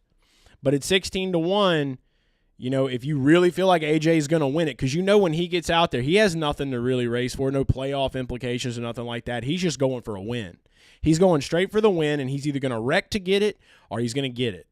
So I don't mind the AJ Allmendinger bet. You can look at your dinger the ringer, whatever you want to call it. I think that's a decent bet. Let's see what his odds are on FanDuel. AJ Allmendinger is always one to watch, and he has a lot more experience than Shane Van Gisbergen does at the Roval. So keep that in mind. AJ Allmendinger 12-1 top Chevy. There you go. Could be. I could see it. Like, I mean, if Shane Van Gisbergen loses it, something goes wrong, whatever. You know, Ross Chastain right now is the guy that they're really worried about getting into the playoffs. I think a lot of juice is going to be pumped at Ross this week. There's going to be a lot of juice pumped at Ross. It is the only thing that makes sense. Okay, especially if we think Bell wins. The AJ Allmendinger 12-1 top Chevy. I don't mind it. But what I will say is there's going to be a lot of juice pumped at Ross. He's below the cut line. He's got to win this race. He's got to win this race, or he's got to finish. Ross Chastain has to have a good finish this week. Because if he's wrecked out, he's fucked. And I think that we have to remember Shane Van Gisbergen is a Trackhouse driver, so is Daniel Suarez. The resources are going to be maybe a little bit more limited for them. They all understand the script. Trackhouse operates a little bit differently than your average NASCAR team that's been around. So, all right, Colin Sprinkle. Sprinkle. We love that. What I will say is that if there is one Trackhouse car that I'm going all in on this week, it's going to be Ross Chastain. He's 30-1 to win on FanDuel. While I don't think he will win this race, he has won road course races before, okay? $10 to win, $810 for Bubbles. Can you imagine? I can imagine. I'm excited because I sprinkled myself. 80-1 for a Bubba Wallace win, guys. I mean, like the you know, he's close. The results show that he's close. But the top 10 at 3-1 is fucking. I don't know what to fucking tell you. Ross Chastain's another one I'm interested to see top 10 odds on. Ross Chastain is minus 115 for a top 10. I would expect that. I would, and obviously it shows that the books are a little understanding of the situation and the circumstances. So they're giving Ross Chastain the edge over Bubba. Plus 130 for a top 10 on Caesars. I would lock that down. I would lock that the fuck down. Because he's in a spot where he could advance. He can advance on points if Joey Logano has a bad race, Chase Briscoe has a bad race, William Byron has a bad race. Okay? All that's got to happen is Joey Logano fucking wrecks and Ross is in. So he knows he's at a spot where he's got to keep the car clean. He's got to hit his marks and just find a way to get fucking through with the best, highest finish he can. Let's go look at Ross Chastain's results at the Roval. Let's see how he has performed here in years past. I don't think he's ever won at the Roval. Maybe not a really great race for him. He's way down fucking here. Shut up. This is the Paxlovid shit on this fucking site. Oh, yeah, dude. He is fucking dog shit at fucking... He is dog shit at the Roval. 28th running after starting 16th. His best finish here is 10th, and that came in 2023.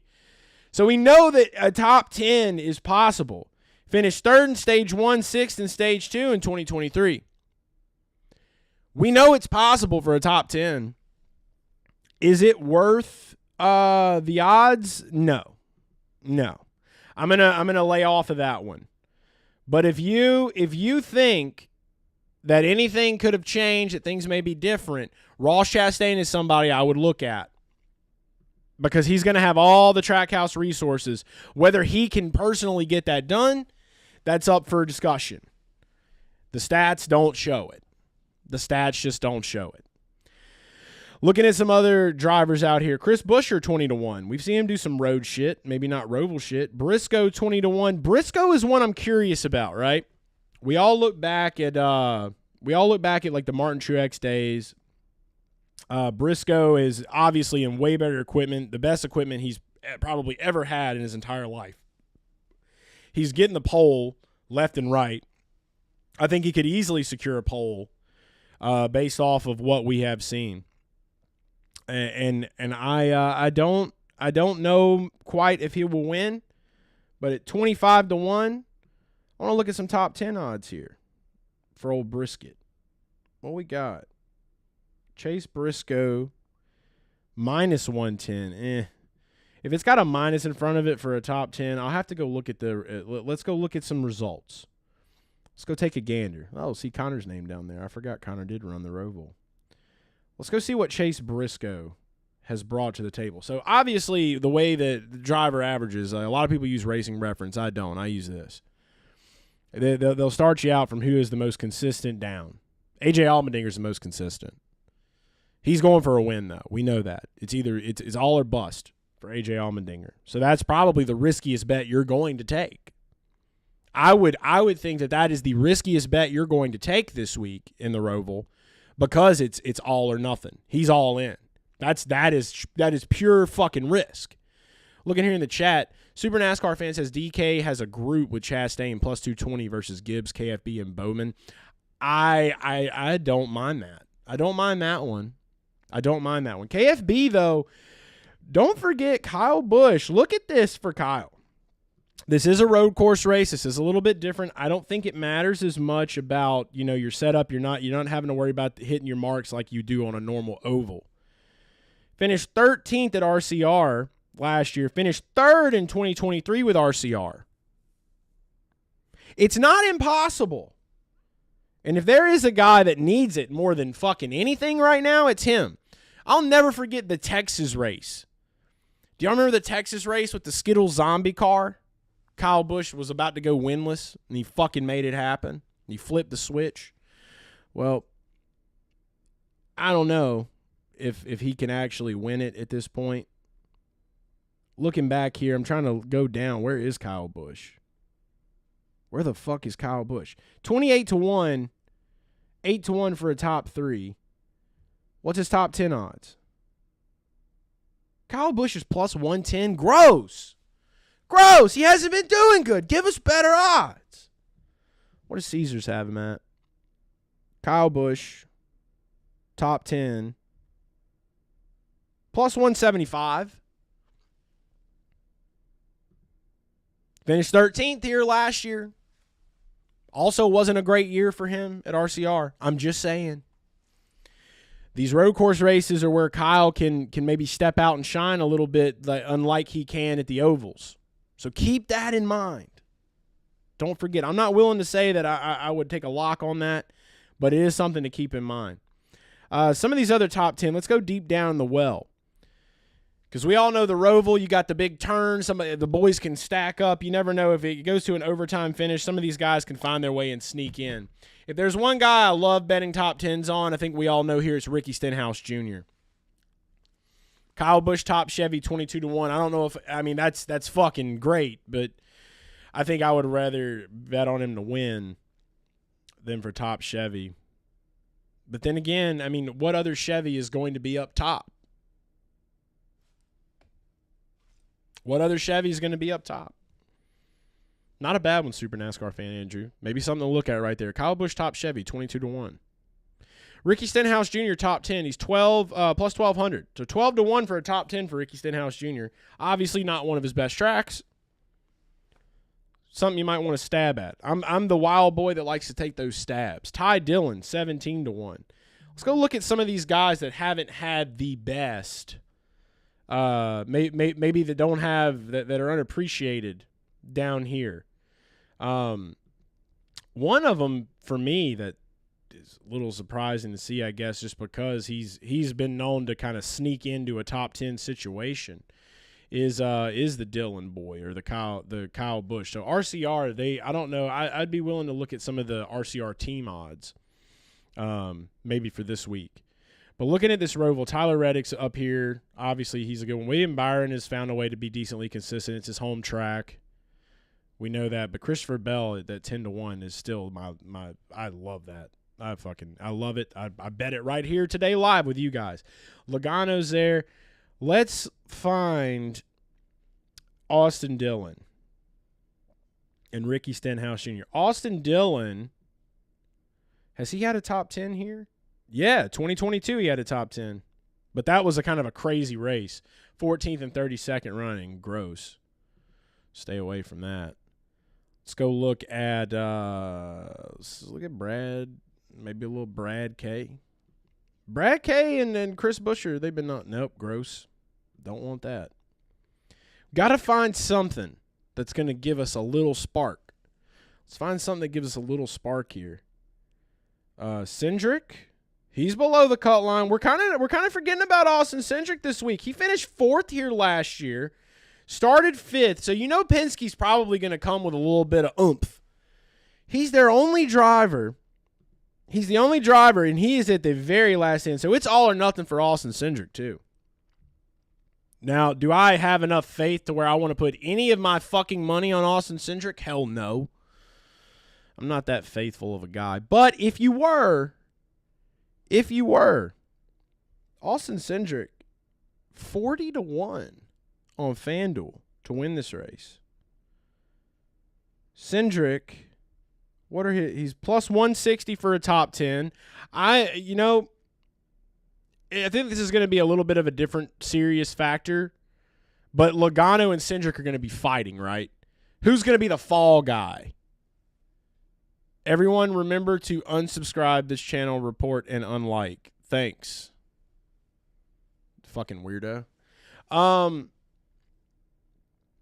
Anyway, the one thing that I really feel like will happen with Penske this week is the Logano-Cindric battle. Cindric will be the fall guy. Cindric will more than likely be the fall guy. If he is, it's very hard to want to justify anything at all. Hammond says Cindric. But I don't know if for me if plus 160 is enough. If we had maybe 2-1, I mean I know he's going to fight for it, but is he willing to go? Is he willing to go the distance? Like, let's say there's a situation where it's him and fucking Logano, and they have to battle for a win. Is he going to do something like a Denny Hamlin would do? Is Cindric going to put himself in that situation, especially with no contract? I just don't think it's worth it. I don't think it's worth it. I'll probably have to let that one die. But it's there. Something to think of. When has Cindric ever really surprised us other than fucking Daytona 500? I don't know. If anybody in the chat thinks any differently, please let me know. Maybe I'm missing something. But I don't know if I have enough for Cindric. Now, Bowman has really had some rough luck here. Stenhouse, I want to go look at how he's finished. 16th. There's hope. There's hope. He just needs a few more spots. Never had a top 10 though. Cindric will have IndyCar orders. Yes. That's what I'm thinking, dude. If it comes down to him or Joey Logano, who the fuck? I don't even really know if I have to say anything else there.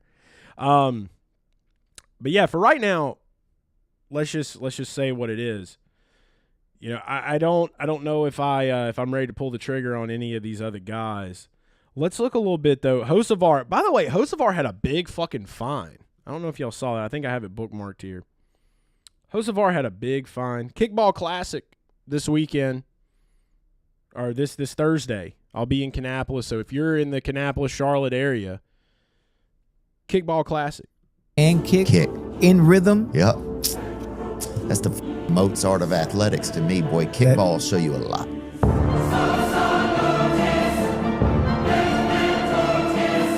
The Mozart of athletics. If she can't play kickball, I'm out. Oh, If she can't play kickball, I'm out. That's what Theo Vaughn said. Theo Vaughn having a tough time right now. Apparently had a really bad stand-up special, trying to film a Netflix special. Ryan Priest got bugles. He's got a Pizza Rolls car this weekend, too. Shout out to Pizza Rolls. What was I looking for? The Carson Hocevar fine. Maybe it was up top. Maybe there wasn't a picture to it. I can't remember. He was fined like $50,000, though. He was fined like $50,000 for his antics, for his fucking antics on the track at Kansas. That dude, bro, that dude gonna be bankrupt by the end of this year. I don't really know the ins and outs of it. Maybe I need to go explore and find it. I thought I bookmarked it, but I guess I didn't. Rough. I don't know. Supercross 2026 schedule. We'll go back to betting here in just a bit. Trying to see if I can find anything. Maybe I bookmarked it before. John Kerman trying to talk again. For the endangerment of safety workers. There it is. So for the endangerment of safety workers, yeah. Who the fuck are you, dude? You're going to be bankrupt. Chili's cannot. Chili's is not going to be able to pay for the guy. Come on.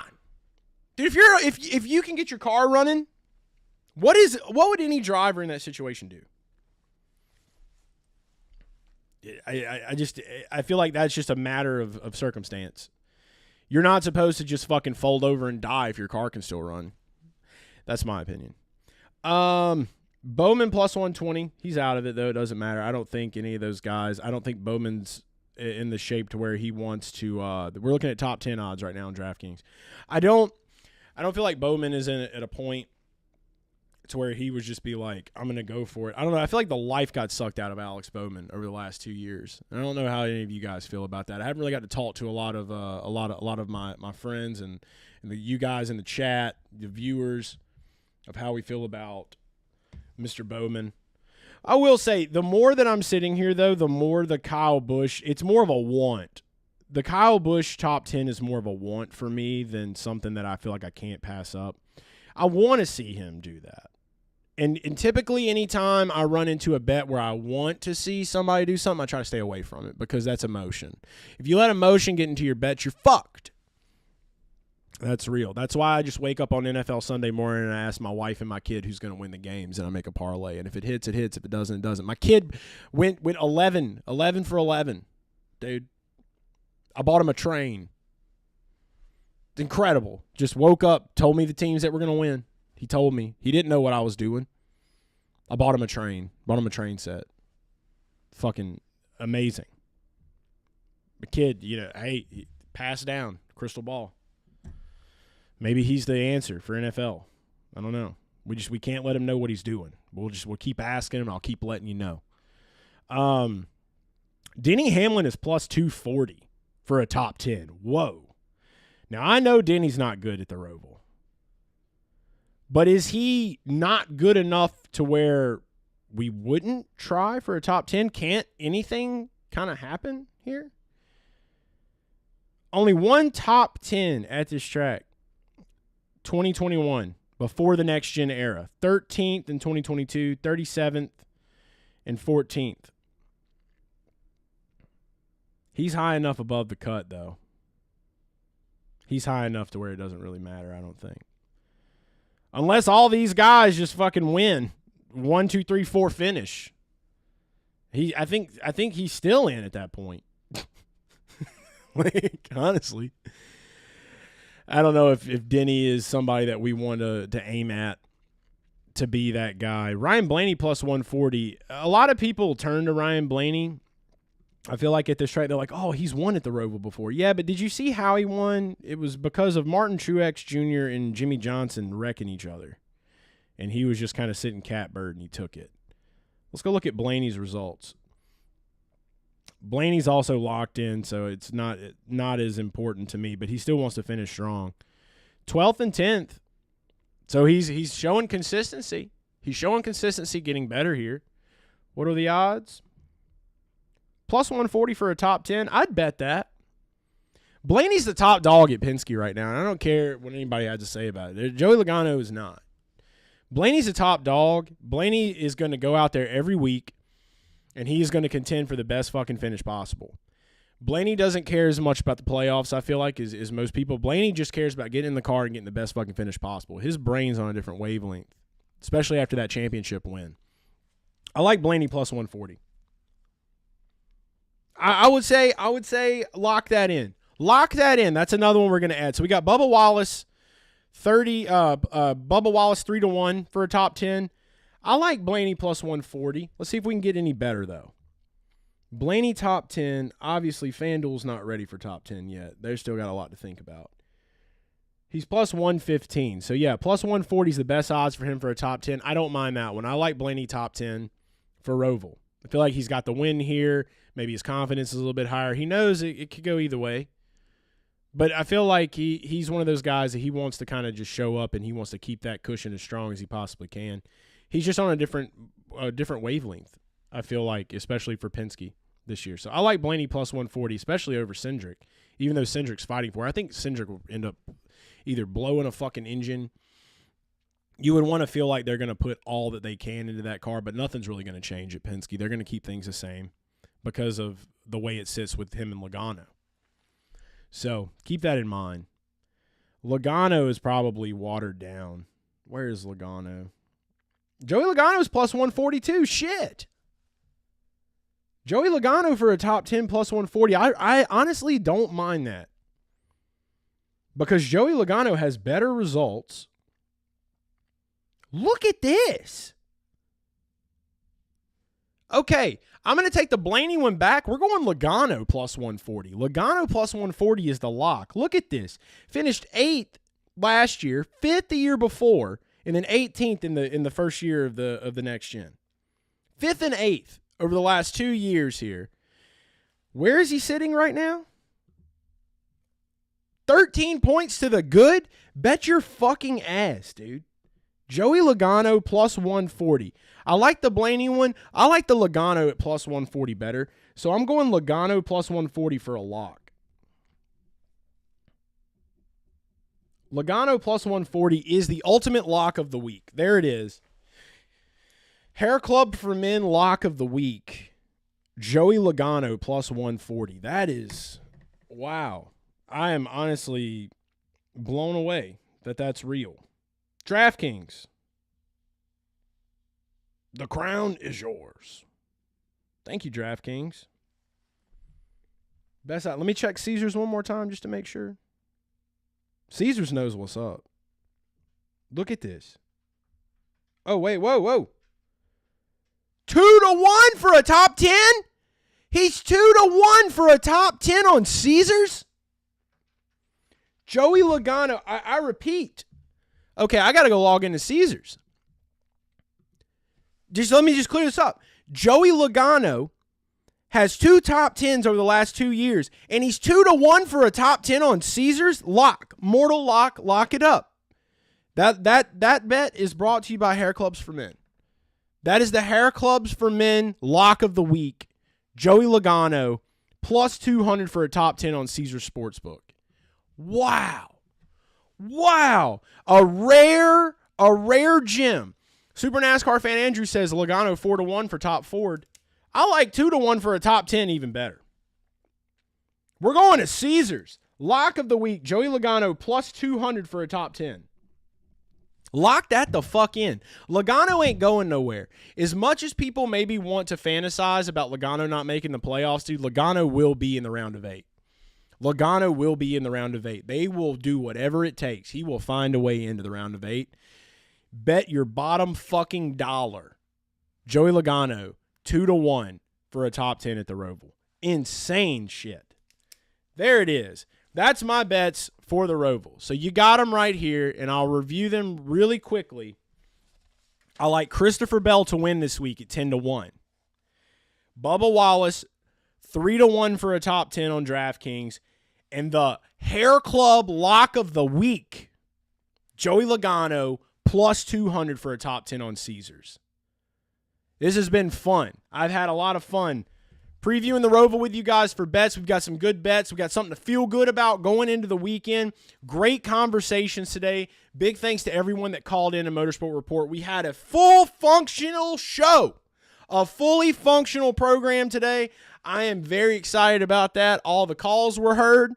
We had no glitches or issues with the guest spot. Big shout out to Travis Moonhead.